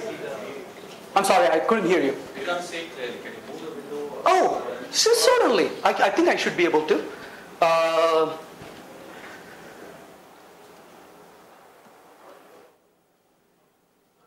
Is that better? Now, I'm going to assume it's going to stay there, otherwise we'll fix it. No, it wouldn't. Okay. All right, we'll tell him to stay there. Give me a second.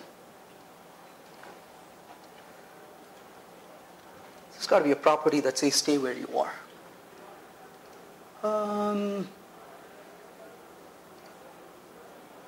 And what took you an hour and a half to tell me that? Okay. Anybody knows what that let system position window? Well, I don't want it to do. That's kind of counter. So I don't know. Yeah, go to uncheck that. Which one? Yeah, that one. This one? Yeah. And you have to set it. It says let system position window. Yeah, so you can change that and then you have to set that value. Okay. So what you're saying I should give a certain value in there without setting it or with setting it? Sure. Uncheck it. Uncheck it. That's what it was before. Yeah. And then what now? And change the values. Over here? Okay. I don't know. That's kind of odd because I don't remember ever putting the values manually in there. Oh, there it is. It's moving slowly. Is that better? Yeah. All right, cool. Thanks. All right. So, any questions on initialization sequence? Okay. So let's continue a little bit further. So keep an eye on this when you mix languages. A little bit more about intermixing these languages. Okay, this is one problem that I think is almost resolved. So this, if you ask me if there's something that I have in the book that's probably not true anymore, I would say it's probably this one. This was quite an annoying problem before. The way it was before, if you have an optional parameter in VB, when you write a class that derives from VB, what the C# compiler will tell you is, it will say that parameter is optional, you cannot give it. So you will remove it. And then it would complain to you that it needs a parameter, right? And then you will put it. Then it will complain to you that it's not needed, right? It was unhappy both ways, right? It was kind of funny, but not if you had a base class like that, otherwise it was funny. The problem is gone. Now it's quite happy to accept it.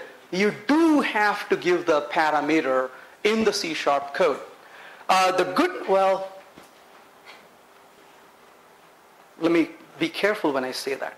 Okay, one day C# may have this optional parameter feature. And that'd be kind of nice to see it. I kind of want to make sure I'm not violating any NDAs when I say certain things, so I'm not going to talk about the future. So, if C# ever supports that feature, that'll be nice. Okay, so let's move on. What's the size of your array that gets allocated? Let's take a look at an example here.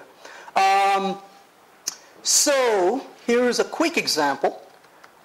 This is a feature that's very interesting because sometimes you could be in front of 100 people And that's when you learn some concepts for the first time. And it's very embarrassing when that happens. And this was one thing for me, because I was writing some VB code, and that's when I learned that VB doesn't behave the way I expect it to behave. That was kind of a humbling moment, I would say. So let's take a look at an example here. Array equals new int, and let's say 3 here for the size of the array. And I'm going to ask him array dot, length, arr dot length, right? So I want to get the length property of this. Let's just go ahead and run this real quick. Hey, it said 3, not a surprise, right? So makes sense. Now let's go to VB.NET for a second. And what I'm going to do here in VB.NET, please. Yes? 4. Thank you. Yes. Array equals, so basically in this case I should say like this, right? As integer, right? And then I'm going to ask him dot write line, array dot length. Good enough? So, did I set him as the start project? There we go. So, run him. Yeah, that's 4. That's obvious, right? This is like buy 3, get 1 free, right? So I would have never expected that. This is actually a bit more troubling. Imagine you're given an array here, but then you're iterating through this array, but you only filled in 3 values. What's going to happen to the iterator? It's going to fall off of the cliff when it hits the last one, right? Because your indexing says there are 4, but you only assign 3 values, and you get, exception. And you sit there and scratch your head. It's like, what's going on over here, right? This is similar to what we started out with, remember? There is a baggage of VB knowledge that you bring to the table. Even though VB.NET is so different from VB, they still want to do a few things that are like VB. And that's where these kinds of things get us into trouble. If you really don't like that, and you shouldn't like that, right? Then what do? You could do this, right?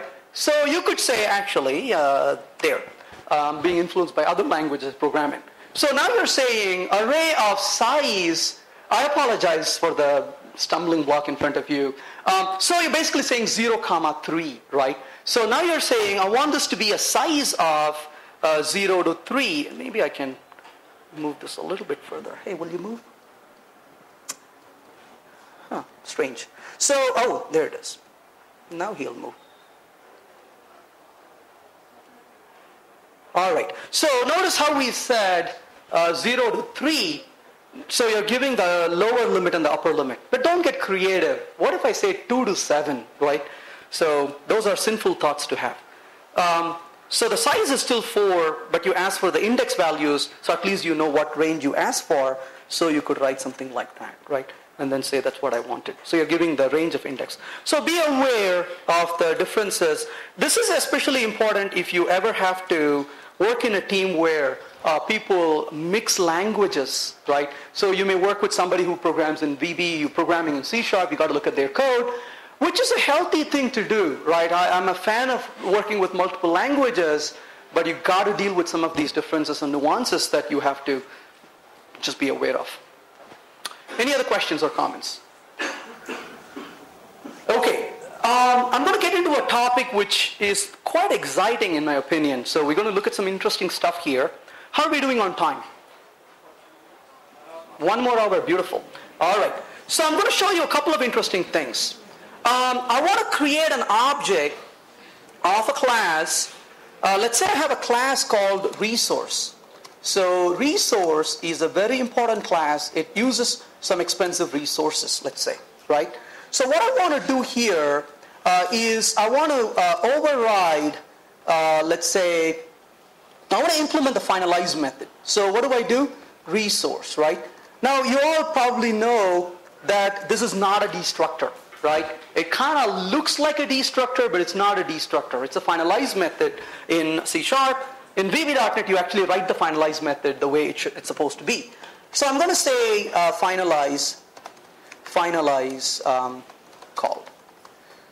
And what I'll do here is create an object of this class. So resource, let's just create a resource class. So resource equals new resource. So what's going to happen when I run this code?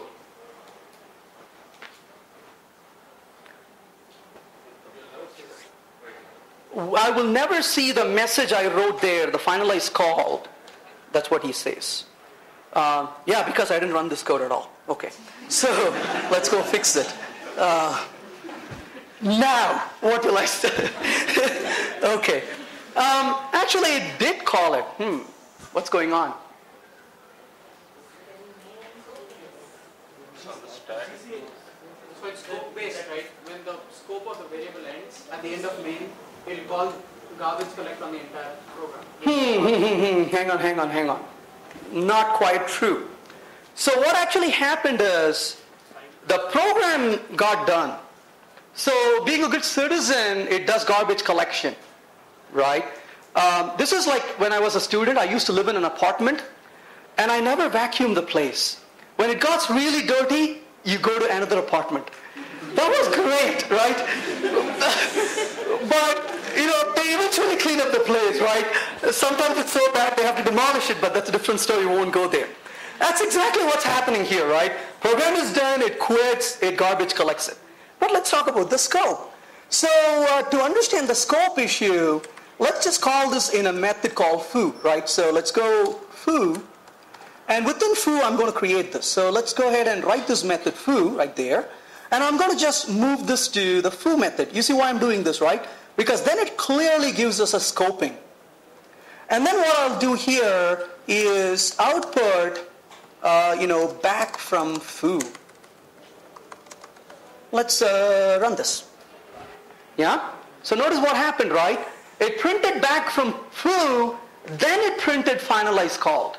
So what that tells us is that, it appeared like it's dealing with the scoping, but it did not, right? So when you finish the scope of this method, the CLR said, hey, what's the rush? There's a lot of memory. No need to waste your time cleaning the garbage, right? The garbage collector in C# is like the garbage collector in my neighborhood. They say, hey, Venkat's house, don't worry about it. Right? We got better things to do. We got to talk about what happened on TV yesterday. We don't want to go collect garbage in Venkat's house, right? So that's not important to it. It just leaves it. Now think about this for a second. If your object is very small, right? It's size of a peanut. How many peanuts can I put on this table? Right? Maybe 1,000, a lot, right? But imagine this peanut-sized objects have connection to a database, or a COM component, or a C++ monster on the other end, right? These are the size of a watermelon. How many watermelons can I put on this table? About 10 of them, okay. So you create 10 peanuts here, and what does the CLR say? Hey, it's a lot of space. Don't worry about garbage collecting these peanuts, right? And in the same time, on this other table, it's crowded and overflowing already. The peanuts are revolting, right? The watermelons are revolting. It's like, there's no more space here, right? What's going on? Why are they not collecting garbage? Well, because the CLR doesn't know beyond its own memory scope, right? As a result, it says, hey, I'm quite comfortable, no rush to garbage collected. I had a client who called me one day and they said, look, we got a problem with this application and we don't have a clue what's going on. And it would be great if you can help us. So I went to the developer and I said, hey, what's going on? And the developer said, oh, our application works fine most of the time. I said, okay, that's good to know. So when does it not work? Oh, it fails between about 7:30 and about 9:30 in the morning. I'm like, that's pretty cool, right? You got a time window. And then I said, what? Does it do it every day? He says, no. It only does that Monday through Friday. I'm like, that is really cool too, right? And I'm like thinking, what's happening between Monday through Friday between 7:30 and 9:30? Employees are coming to work, right? So employees coming to work, they log on to the web, and their application was a portal application. So everybody connects to it, and it's choking up. So I'm like, hey guys, you probably have some resource problems. And what do developers tell you when you say something like that? No, that's not a problem. I'm like, okay. So I sit down there, I'm literally code reviewing it. What else can I do, right? I'm reading through every line of code. And I go back to them about a day later and I told them, okay, I've got a hunch. And they're like, all that you can come back with is a hunch? And I'm like, well, at least I have that, right? I don't know if it's going to fix it or not, but I could try. And the guy gets up, wipes his chair and says, sit down here, why don't you try it? And they order pizza and they just sit there and eat pizza while I'm trying to hack the code, right? And I just go to this one line of code where they're talking to this database, and all that I did was I just put enough code. It was like, yeah, do we still need to pay him, right? I told them, yeah, you have to pay me because it was only one line of code, but I knew it where, right, that one line of code needs to go. So sometimes it can be very painful when you have these problems to fix, right? Excuse me. So let's take a look at an example of how to solve this particular problem. So the moral of the story, as you just saw here, is finalize never gets called when you want it to get called. So it just is going to happen whenever the CLR decides it's the right time to call this particular garbage collection. So what can you do? So never depend on finalize. That is one of the reasons why you see calls like close, calls like dispose and all that on different objects. Well, Microsoft did a little bit, a notch better than Java. And what is that? They gave you the disposable, iDisposable interface. There's a good news and a bad news, right? What's the good news? The good news is you could implement the iDisposable interface. First of all, there are two kinds of resources you have to deal with, right? There's the managed resource, and then there's the, did you say unmanageable resource? Yeah. So there's managed resource, that's C++ code, clearly, right? So there's managed resource and unmanaged resource, right? Now, which of those two should you worry about garbage collecting? Unmanaged, clearly, right?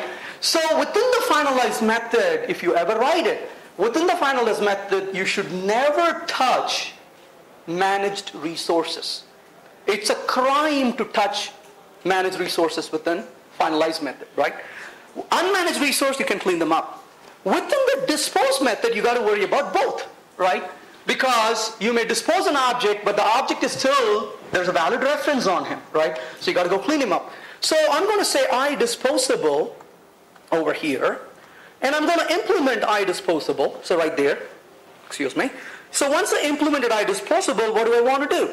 Within the dispose method, I'm going to go back to him and say, clean up. So clean up unmanaged resource. And then I'm going to also say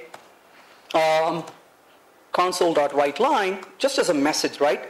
So notify managed resource. Fair enough? That's what I'm doing here, right? Well, what am I going to do in the finalize method if I write it? And it's a good idea to write it because sometimes you forget, at least then you want it to cleaned up. So I could say, clean up managed resource. So right there. Am I making sense so far? It is not a finished code. I'm just evolving it, right? Now there's clearly one problem in this case, right? You got a duplicated code. Think about each of the print statement as 5-6 lines of code, right? It's really doing some work. So I've copied and pasted it. That's not a good thing. You want that to be a common code. So how do I do that? Well, there's one more thing you want to do here also, right? If you're done with this, you may want to say suppress finalize this, right? It's like, hey, don't bother running my finalizer because I've cleaned up my object, right? Let the object just die its death. No need to run the finalize method. Actually, having the finalizer is more expensive. It prolongs the life of the object, right? It stays in the zombie state waiting for the cleanup, and it's better not to depend on this finalize method.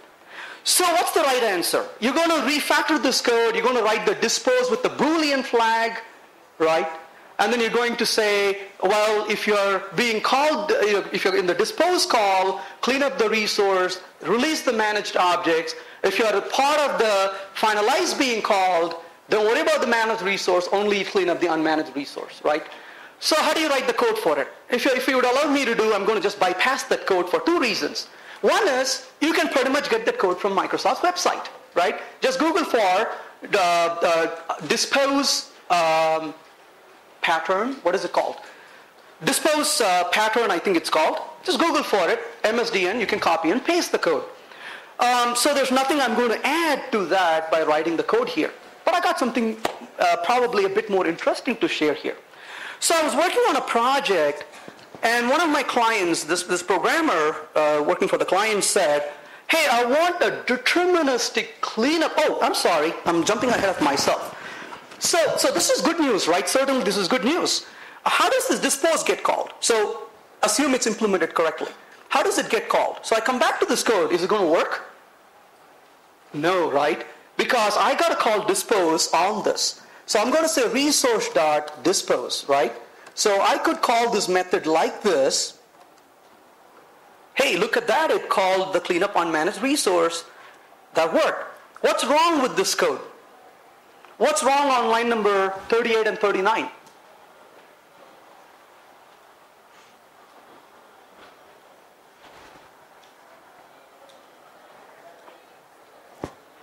Anyone wants to try to answer that question? You could put some code in between those two lines, and there could be an exception there. Bingo. So he tried.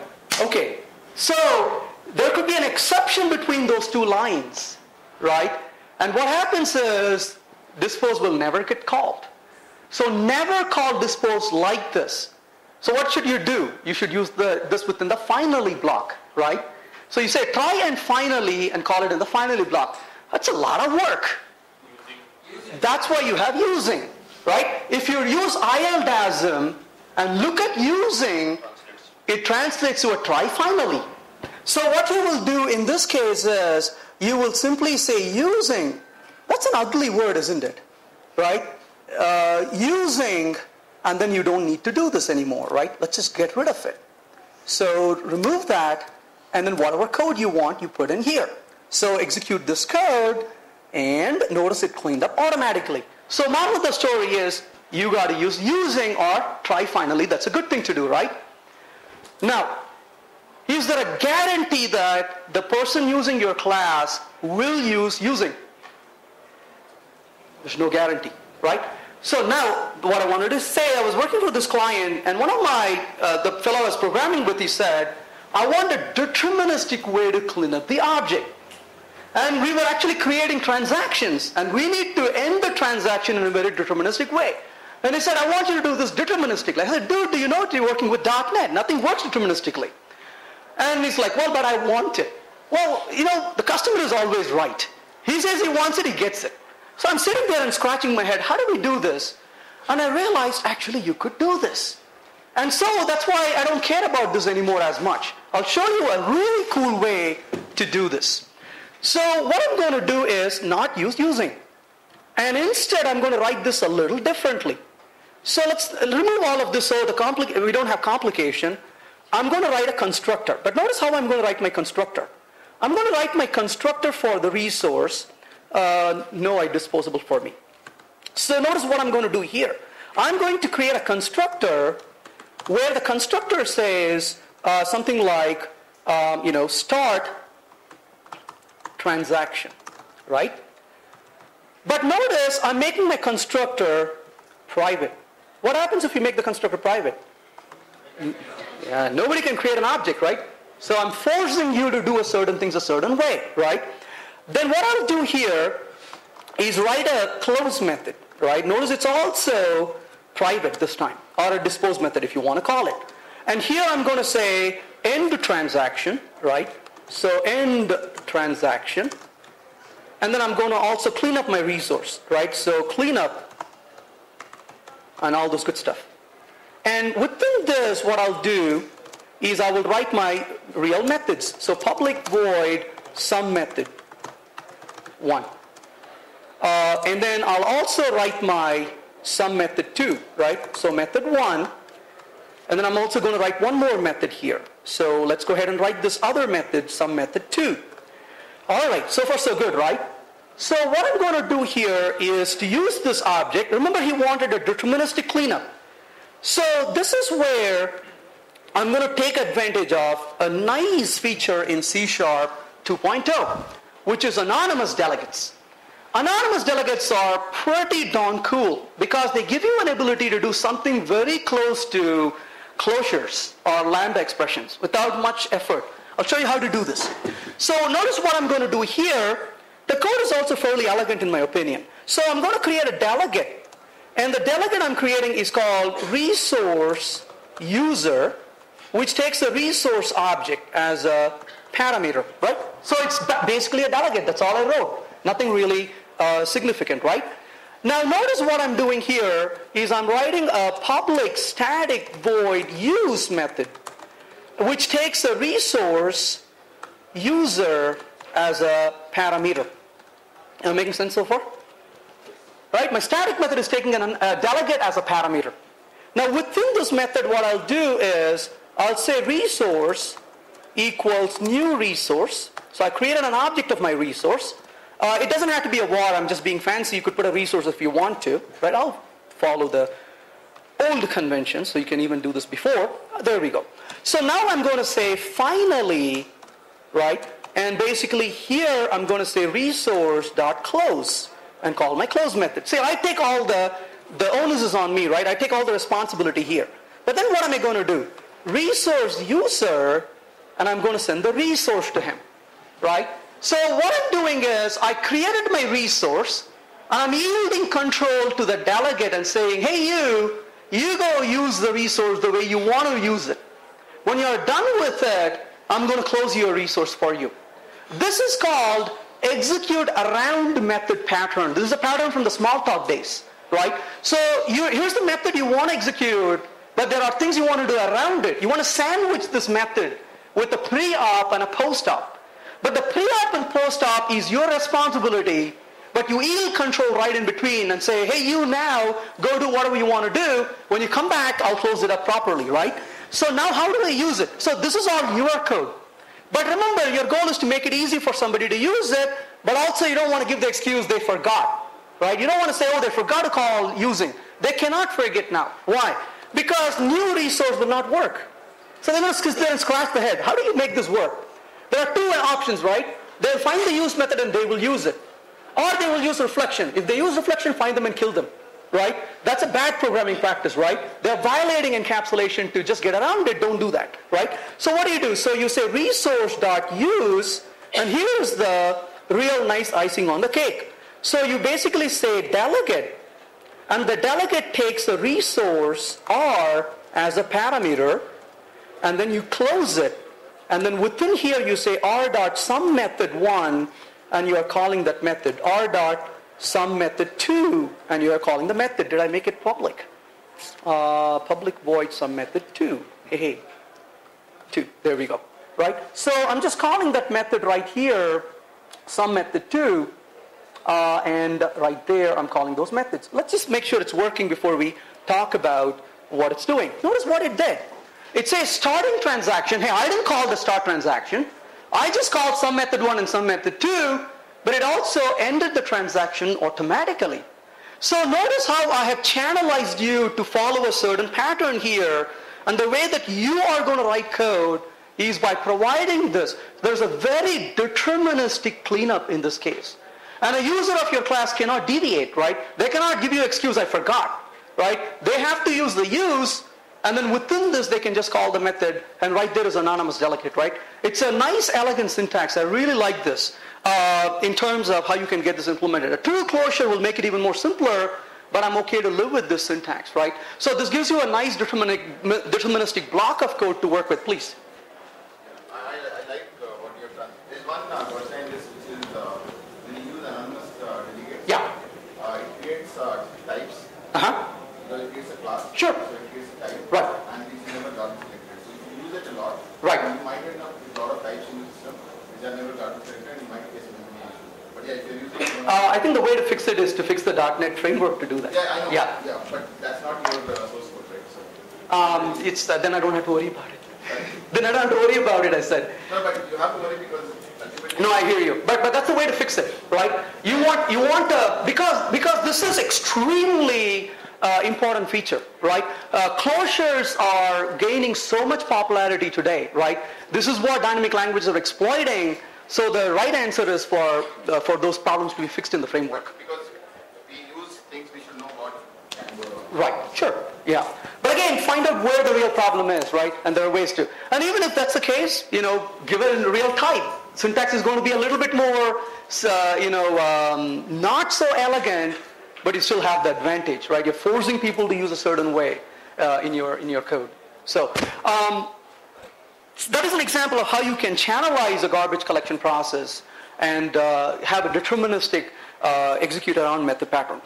This is something that is being exploited quite heavily in languages like Ruby and Groovy, right? So I'm not really doing anything that's unknown. It's just that I figured a way to do this in C# using anonymous delegates, right? That's the newness, is that I just brought in a concept I know from another language into a C#. That's all. Rather than forcing the users to use this kind of delegates, we can force the users to use the using keyword only, right? But how do you force them? By the same approach only, right? No. It will clean the resources. No. If my code doesn't have a using, how do you tell me that? I'm not going to use this delegate. Correct. I'm using the using keyword. No, but how do I force you to use the using keyword? Because some kind of coding structures, code analysis, everything is there. We can. I don't know of a tool that tells me, hey, you're not using, right? If you tell me there's a tool, yeah, certainly go use it, right? But again, there's also cases where you want to separate the garbage collection of this object from the transaction boundaries. There could be other cases, but there's no such tool that forces me to garbage collect the object, right? Or forces me to use the using. Well, I'm not going to tell you that a bad programming practice should be encouraged, right? Because I would say a good code review can fix the problem, right? But again, I don't have to even get to that part because this channelizes a certain way. And in fact, in the application we're developing, more than memory, we're not concerned about memory, because what would have hurt us the most is the transaction boundary. Leaving a transaction uncommitted is a disaster. Leaving the connection not closed was not a big deal for us at that time, right? But the transaction boundary was sacred to us, and we need to attack that really quickly. And you don't want to attack that using dispose. That's not a clear separation of concern. So this was much better for that reason, right? Again, if you're using a library which you're giving to so many people, you can't really force everybody to use some sort of tool to make it like answering really. Right. Well, you may or may not be, but if you can, that's great. More merit to you. But you're absolutely right. In fact, in that particular case, we were releasing this code, and it was too expensive for us to go back and police and say, "Aha, you forgot to do this," and they would come back and say, "Your code doesn't work," and that's too much expense for us to deal with. Yeah, point taken. You want to, be able to do that. Yeah. All right. So that's good. So what I want to do next is we got about 22 minutes, 24 minutes? Cool. Excellent. I want to talk about a few more things that I want to touch on here, so I'll move on from here. So I'll skip these. We talked about this already.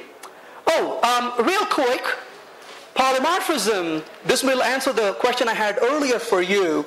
So I won't spend too much time on this because I got a few more interesting things to cover. At least I want to cover one more important topic. So I'll just touch on this really quickly and move on, right? So let's look at this example here. So class base, let's say, and here I have a constructor for this. And the constructor says, let's do this way. I'm going to call the constructor. Within the constructor, I'm going to call, how about this? We'll make this employee. So employee is a very dedicated employee, right? So employee is going to call the work method, right? So here's the work method. So what's the work method do? The work method simply says working, right? As any dedicated employee does. So we'll say, So I'll just say here, wrong buttons there. So there we go. Just say working. So working. And what I'll do here is class manager inherits from employee. And the manager has, so this is going to be virtual. And manager has a constructor. And the constructor of the manager basically says, what does it say? he says window equals new window. So he creates an object of a window, right? So class window.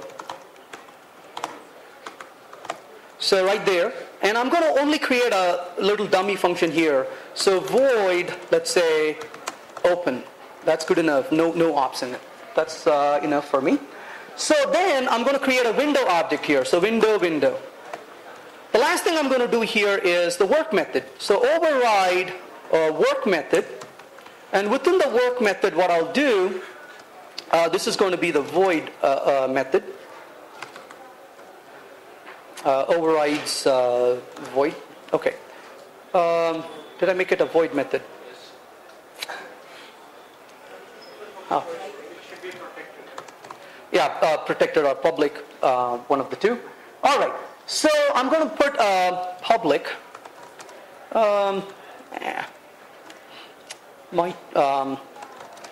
So what should I do here? I'm going to simply say window, we'll fix that a little later, open, right? Very, very simple method to call. And I'm going to call the open on this window right here. Public overrides. Picky, too picky. Which is not required?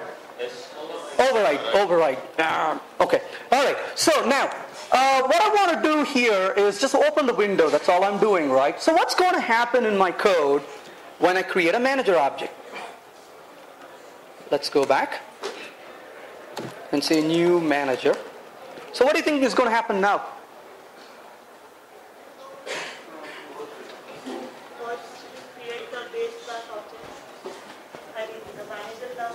Then the employee object will call the world method of the manager class, not the employee class. So far so good. Keep going. And it's going to throw a null pointer, null reference exception. Execute the code. Hey, what's the compile error for? Open is inaccessible. Did I make it? Duh. Okay. Are you happy now? So execute the code and it blew up. What's the problem? Null reference exception. So what's happening here? Now relate this back to what we discussed in the previous example, right? So when you create the manager, which constructor is called first? Employees constructor, right? Remember the somersault, right? So employees constructor is called first, right? Because they don't have any initialization of data here. The employees constructor is eager. It says call work. But guess what? Work is a virtual method. So polymorphism kicks in. And it says, who are you? Well, I'm a manager in the making. All right, I'll go call the work method of the manager. What does the manager do? Just like any manager, right? Doesn't do the work. Opens the window, right? And what happens when he opens the window? It blows up, right? Because the window doesn't exist, right? So one fix, not a recommended fix, one fix is to take that away. I don't recommend this. You think that's going to work? You know why, right? Yes. Because of somersault, right? He creates the derived first, right? Yeah. So now you know why possibly they kind of went that route. It's like, aha, we could make polymorphism work by letting the members initialize before the base constructor is called. Then if polymorphism kicks in, the members are available, right? That has side effects for other things, but moral of the story is that the polymorphism in .NET works all the time. Polymorphism in C++ kicks in after the constructor call is over, and it turns off the minute destructor call starts.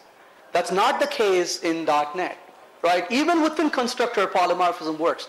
In both languages, the answer is do not call virtual functions within constructor, right?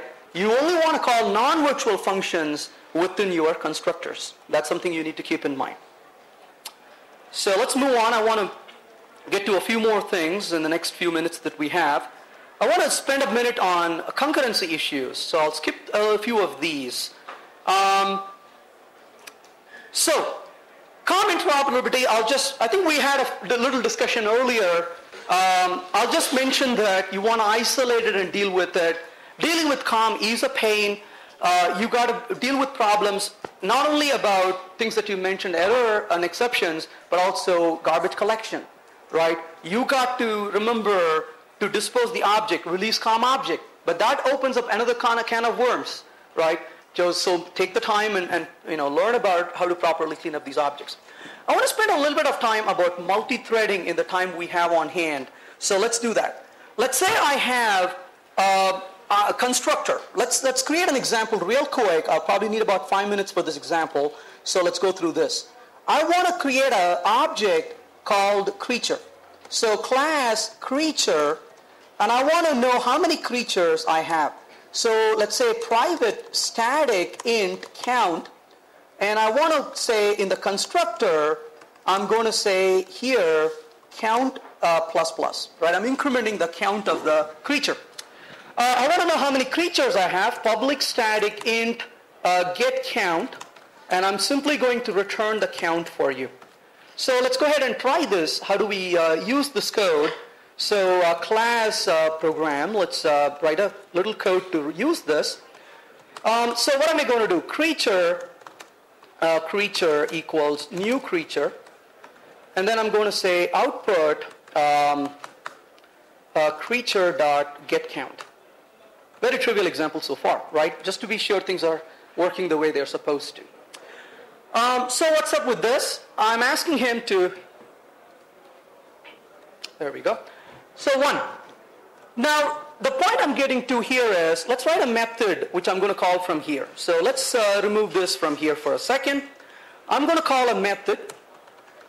And this method I'm going to call twice. And then I'm going to say thread.sleep.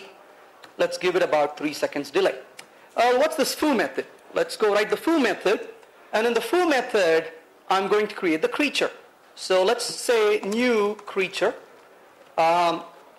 Ignore the garbage collection aspects of things. So I'm going to output creature.getCount. So execute this little code. Oh, this better be in a different thread. That's what I really want to do. So new thread and call foo.start. And I want to repeat that, right? So again, insanely trivial code with ignoring a lot of other complexities that could go on. So if you run this code, I'm calling the foo method in 2 different threads. It said 2. Question. Is there a problem with this code? Yeah, there's no thread safety, right? Yes. So how do you prove that this doesn't have thread safety? This is one of the things you know, right? You don't want to prove for that, right? But it's very difficult to prove it. The closest you could come to proving this is maybe you can put a little delay in the constructor, right? And then run this and say, aha, look how you got into the constructor at the same time, and so it's failing. In no other means, if you run this 70,000 times, right, sitting there to prove it will never fail. And then one time it will fail, and you say, aha, look, it failed. And that's when this guy turned to sneeze. And he says, well, really show it to me again. It's like another 70,000 times, right? So it's very difficult to prove it. Okay, so question is, how do I provide the concurrency? I'm going to make this a little bit more complicated. You can, yes, use, a little code to say, add this one, increment this in a thread safe way. Ignore that for a minute. Assume this is like 5 or 6 lines of code you're dealing with. So I'm going to say in constructor, and then I'm going to say, out of constructor. So, out of constructor. Let's do this. So, come on. There we go. So, out of constructor. And then within this, what I'll do is, this is not the point, but I'll just increase that. And thread.sleep, and I'll give him 1 second delay, right? So the point I'm trying to make here is, if I execute this code now, notice that both of them are in the constructor, right? That's a proof that this is not handling concurrency. How do I make it concurrent? Let's try. So what I'm going to do here is put a lock, and I'm going to say this, right? I want to lock this. If you would allow me to digress for 1 moment, just look at this. Don't worry about correctness or wrongness here. That looks familiar to you, does it? What's that? That's your execute around method pattern we talked about a few minutes ago. Aha. That's already there in .NET. They just didn't give it to you for your own stuff, right? Remember how you get into lock, there's a lock, they yield to you, you do your stuff, you leave this code on line 21, unlock happens automatically, right? So see, that's what's not new. We already see it. Okay, back to resume program. So what are we doing here? Will this work? Why not? Two different objects, right? So they end up locking two different objects, so that was easy to prove it. So we need to lock a common object, right? So I got an idea. Well, what's common between these two guys? Is the type. So let's run this. Hey, it works. What do you think? Even with the types, I think there's a problem because there are two methods which are being synchronized. Then both the methods will synchronize on the same thing. I want those two methods to be independently synchronized. Very good point, right? Just read that aside for a minute, right? Let's first come to the correctness of this. You're right, absolutely right. Good point. Don't do this. Why not? If I inherit from the creature, you're creating an object of creature, I'm creating a derived object of creature. They both come into this constructor. What's the get type going to be? Different, right? One is going to be creature, the other one is going to be the subtype of creature, right? So collision, it doesn't work. So, hey, I got an idea. What about replacing this very explicitly, right? Type of, and I'm going to say creature. That problem is solved, right? So it doesn't matter whether you're in the derived class or base class. This is going to work, right? What do you think? If you find a code like this, find the programmer and start with the pinky.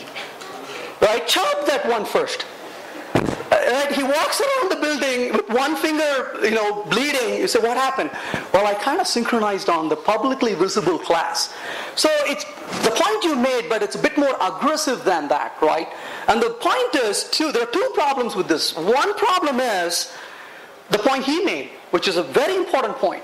If you have two different tasks, one wants to lock, the other wants to lock, but they both can happen at the same time, right? I could walk and chew the gum at the same time, right? Most of the days, right? So if I'm walking and I'm chewing the gum, I don't want to be speaking on the phone while chewing the gum. That's not manners, right? So I want to synchronize chewing the gum and speaking on the phone. I don't want to synchronize walking along with it, right? Then I'll have to one chew and then one step. That's going to be very awkward. So that's the point you made. But there's even bigger problem here, and that is anywhere else you could lock the creature object and starve this code, right? This is like being in a house with 4 bathrooms, but one key that's on the street. You say, what's the problem, right? If you're in a hurry, you know what the problem is, right? That's very poor utilization, and somebody globally can lock you out of your resources. So locking on publicly visible object is a crime, punishable with maximum penalty under law, right? So that shouldn't be done. So what's the answer to that? The answer is to create your own padlock objects. So the way to do this is you create a private static padlock, let's say object padlock equals new object, right? Then you come down here and then you create the padlock. Give a good name for this padlock, whatever that good name could be, right? Remove the typo. Yeah, thank you, appreciate that. Yeah. So what you want to do is you want to give a good name for this padlock, whatever that good name is, right? You could say, synchronize construction, whatever that could be the name, and then you can have multiple of these padlock objects. Concurrency control is not a simple thing to do. It takes a lot of time and effort. Be very critical when you review the code and make sure that you're doing the right things. Questions, comments before we wrap this up? Okay. So another thing. When you are dealing with Windows, don't let your arbitrary threads touch the Windows controls. Windows controls are not thread safe for a good reason, right? Because of performance. So you want them to be independently running. So if you really want to touch them, you want to switch over to the main thread and access that. Thankfully, there's a good approach to do this, which is called a background worker thread. A couple of, probably a year ago, if not more, I did a series of talks on, do you know what DNR TV is? DNR TV is, so there's a show called .NET Rocks. Some of you may be familiar with that. Let me give you a resource here real quick. So there is .NET Rocks, just Google for it. So .NET Rocks is a webcast. And different geeks come over there and talk about various things on .NET Rocks. So just go visit .NET Rocks and you can download these podcasts and listen to them. It's a great show that I highly recommend. A cousin program to .NET Rocks is DNR TV. And so if you Google for DNR TV, just Google for it, you will see DNR TV, and I did a series of shows on DNR TV. One of the things I did was on concurrency issues, and I went into elaborate length about background worker thread and how you can use it to write your code, Windows WinForm code, in a very thread-safe way. So I recommend that you take a look at it if you're interested in it. You can just sit there and watch it on your computer. It's not, you don't need a TV for watching it. It's just a DNR TV. Take a look at it. So I recommend that you take a look at some of those. A couple of other things to mention, details with the thread and thread aborting and how threading itself is involved. I would say one of the most comprehensive chapters in the book, .NET Gotchas, is on threading itself. So I certainly recommend that you take a look at it. So we already talked about what you're locking, so I'll move on from here. So I want to summarize what we talked about, and then I will come to the quiz I promised to you. Any questions before we wrap this up? Just a couple of minutes for questions. Any final questions, comments that you want to talk about?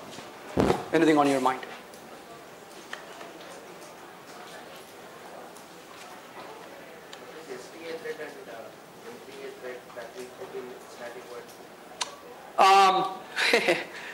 It's a can of worms.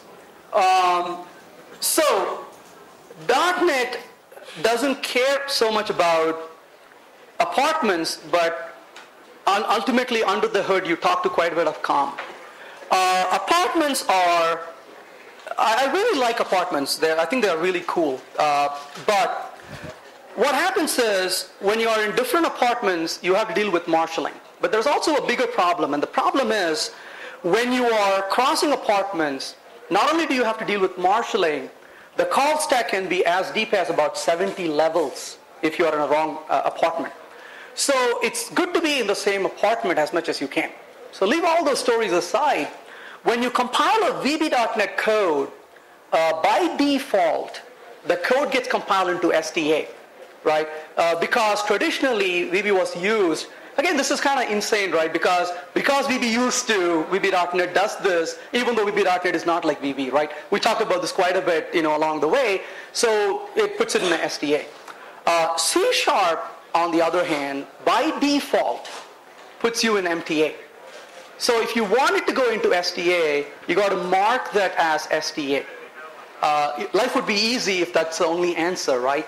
But if you put that as STA, and then you call a thread, the thread you create is not an STA. The thread goes into an MTA. The problem is, if you're calling the method foo in another thread, you cannot mark the method foo as STA. So you have to set the thread of the apartment, set the apartment of the thread before you call it. So there's quite a bit of complexity involved in it. So again, you need to be aware of that. Again, that becomes a concern. If you're creating threads, ask yourselves, hey, what apartment am I in? What apartment do I want that to be in? That's something you have to examine as well. And you would say, well, everything works. And well, most of the time everything will work. But if you examine the call stack, you will see that there's a huge call stack sitting there because you've navigated through these marshalling layers that you didn't have to. So it's a pain in the neck. More than anything else, it's more of an awareness that you need to have. Then you know when problems strike, you know where to look for. Right? It's not that they inhibit you from writing code most of the time, but they are more of a problem solver when things creep up. So it's a good question. You said that finalizers are not destructors. Finalizers are not destructors as we know destructors are in C++. The only difference between C++ destructor and this destructor is the caller is different. And it's indeterministic. Nope, not at all. Because in the case of C++, if an object is created on the stack, the destruction is immediate. If the object is created on the heap, the onus is entirely on you to clean up the object in C++. Neither of those two behaviors apply in .NET, right? So when you write a finalize, your objects are always created on the heap, unless it is a... The job of destructor is same. No, it's not, right? The job of destruction, the CLR, in the case of C++, the runtime will never clean up objects on the heap unless you do it. In the case of .NET, the cleanup mechanism is entirely different. So that's why the finalize method is not equal to a destructor at all. The symbol is extremely misleading, that's why. If that symbol was not used, you won't even question that. Freeing resources in both cases, right? Who is calling is different. I agree that they are different in the way they Well, yeah, but freeing resources is your goal. But destructor is one mechanism to do it. That's why I don't equate that to a destructor. If you're saying those two have some commonality, oh yeah. But this is common to this, no. Right? So the job of a finalizer is not the job of a destructor. They both are somewhat remotely related to cleanup of resources. Yeah, there's commonality, right? But one is not the same as the other, right? So that's more of this direction than this direction. So that's why don't even think about these structures when it comes to finalize methods. Again, the mechanism is completely different under the hood. In fact, I like to a great extent the beauty of what .NET does in terms of garbage collection. Chris Sells has a beautiful, if I'm not mistaken, it's been a while since I looked at it. Chris Sells has a beautiful description of the life cycle of an object that goes through in .NET. I highly recommend that you read it. It's pretty complex, but it's very interesting. Thank you. Any other questions, comments, concerns, flames, just about anything? Quiz. Yeah, we want to get to the quiz. Yeah, I'll get to that in a minute. Before that, any other questions, comments? Yes? Like on .NET C#, you want to call a function which is written in C++, which accepts a parameter pointer to an array. So how does CLR do memory management on C#? So you're most likely getting into unsafe code. The minute you get into unsafe code, you are telling... So let's step back for a second. In .NET, when you create a resource, .NET has the privilege to move things around, right? So your reference is still the same reference, but it may have relocated. When you get into an unsafe code block, that's why you're giving clues to the .NET framework saying, I'm going to pin these. Don't mess with it, don't move this. So it's not going to mess with it until you come out of it. On the C# side, you still have to release those resources. So typically what you would do in your dispose method or whatever is you would call into C++ functions. And then the C++ functions will do the cleanup on the other side. Right? Because it's unmanaged resource. You can't do much within the C# side. If I declared an array in C#, Okay. and I want some functionality to be called up in C++ function. Right. So in C++, I accept it as a pointer to an array. Okay. So it is nothing but this memory which is allocated in C#. Sure. Accessing it in pointer in C++. Managed C++, right? Yeah. Okay. So is it not violating the memory allocation by CLR in No, you're not, right? Because when you're done, the responsibility to clean up is still on the .NET side. So when you return back, you will come out of the code, and .NET is going to pick up and start cleaning up. But till the time execution, is it not like... Are you in a single thread or multi-thread? If you're in a single thread, you're over there. You're not going to clean up anything because you have reference on this side, right? You didn't let go of this reference. So the garbage collector is not going to touch it because you already have a reference on it. So let me go through the quiz. That way you guys who want to leave can leave. I'll stay around, answer any questions you have. I want to tell you that it's great to see such an interactive group. I'm thrilled. It's great. So thank you for all the questions and comments. So let's get through. And so there are hidden questions with the gift for the book. So here you are. First question. So instead of using a string, consider using what? I got to pick one. My goodness.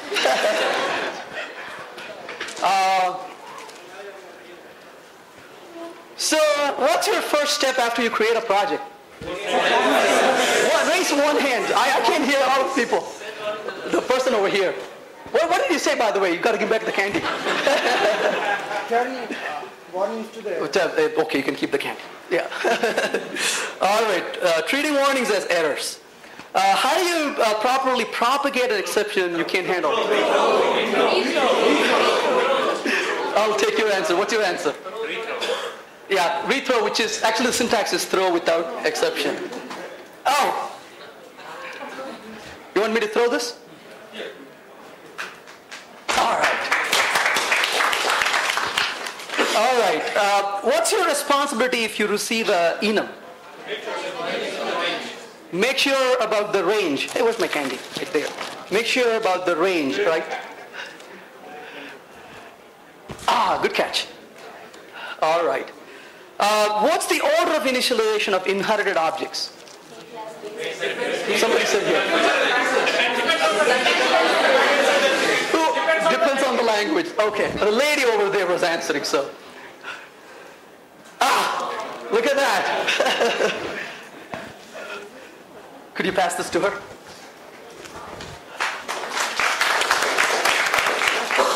All right, when's finalizer called? What was that?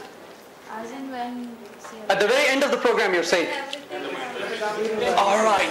Ah, good catch. Well, I'm going to say not when you desire it to be called, but yeah, at the very end.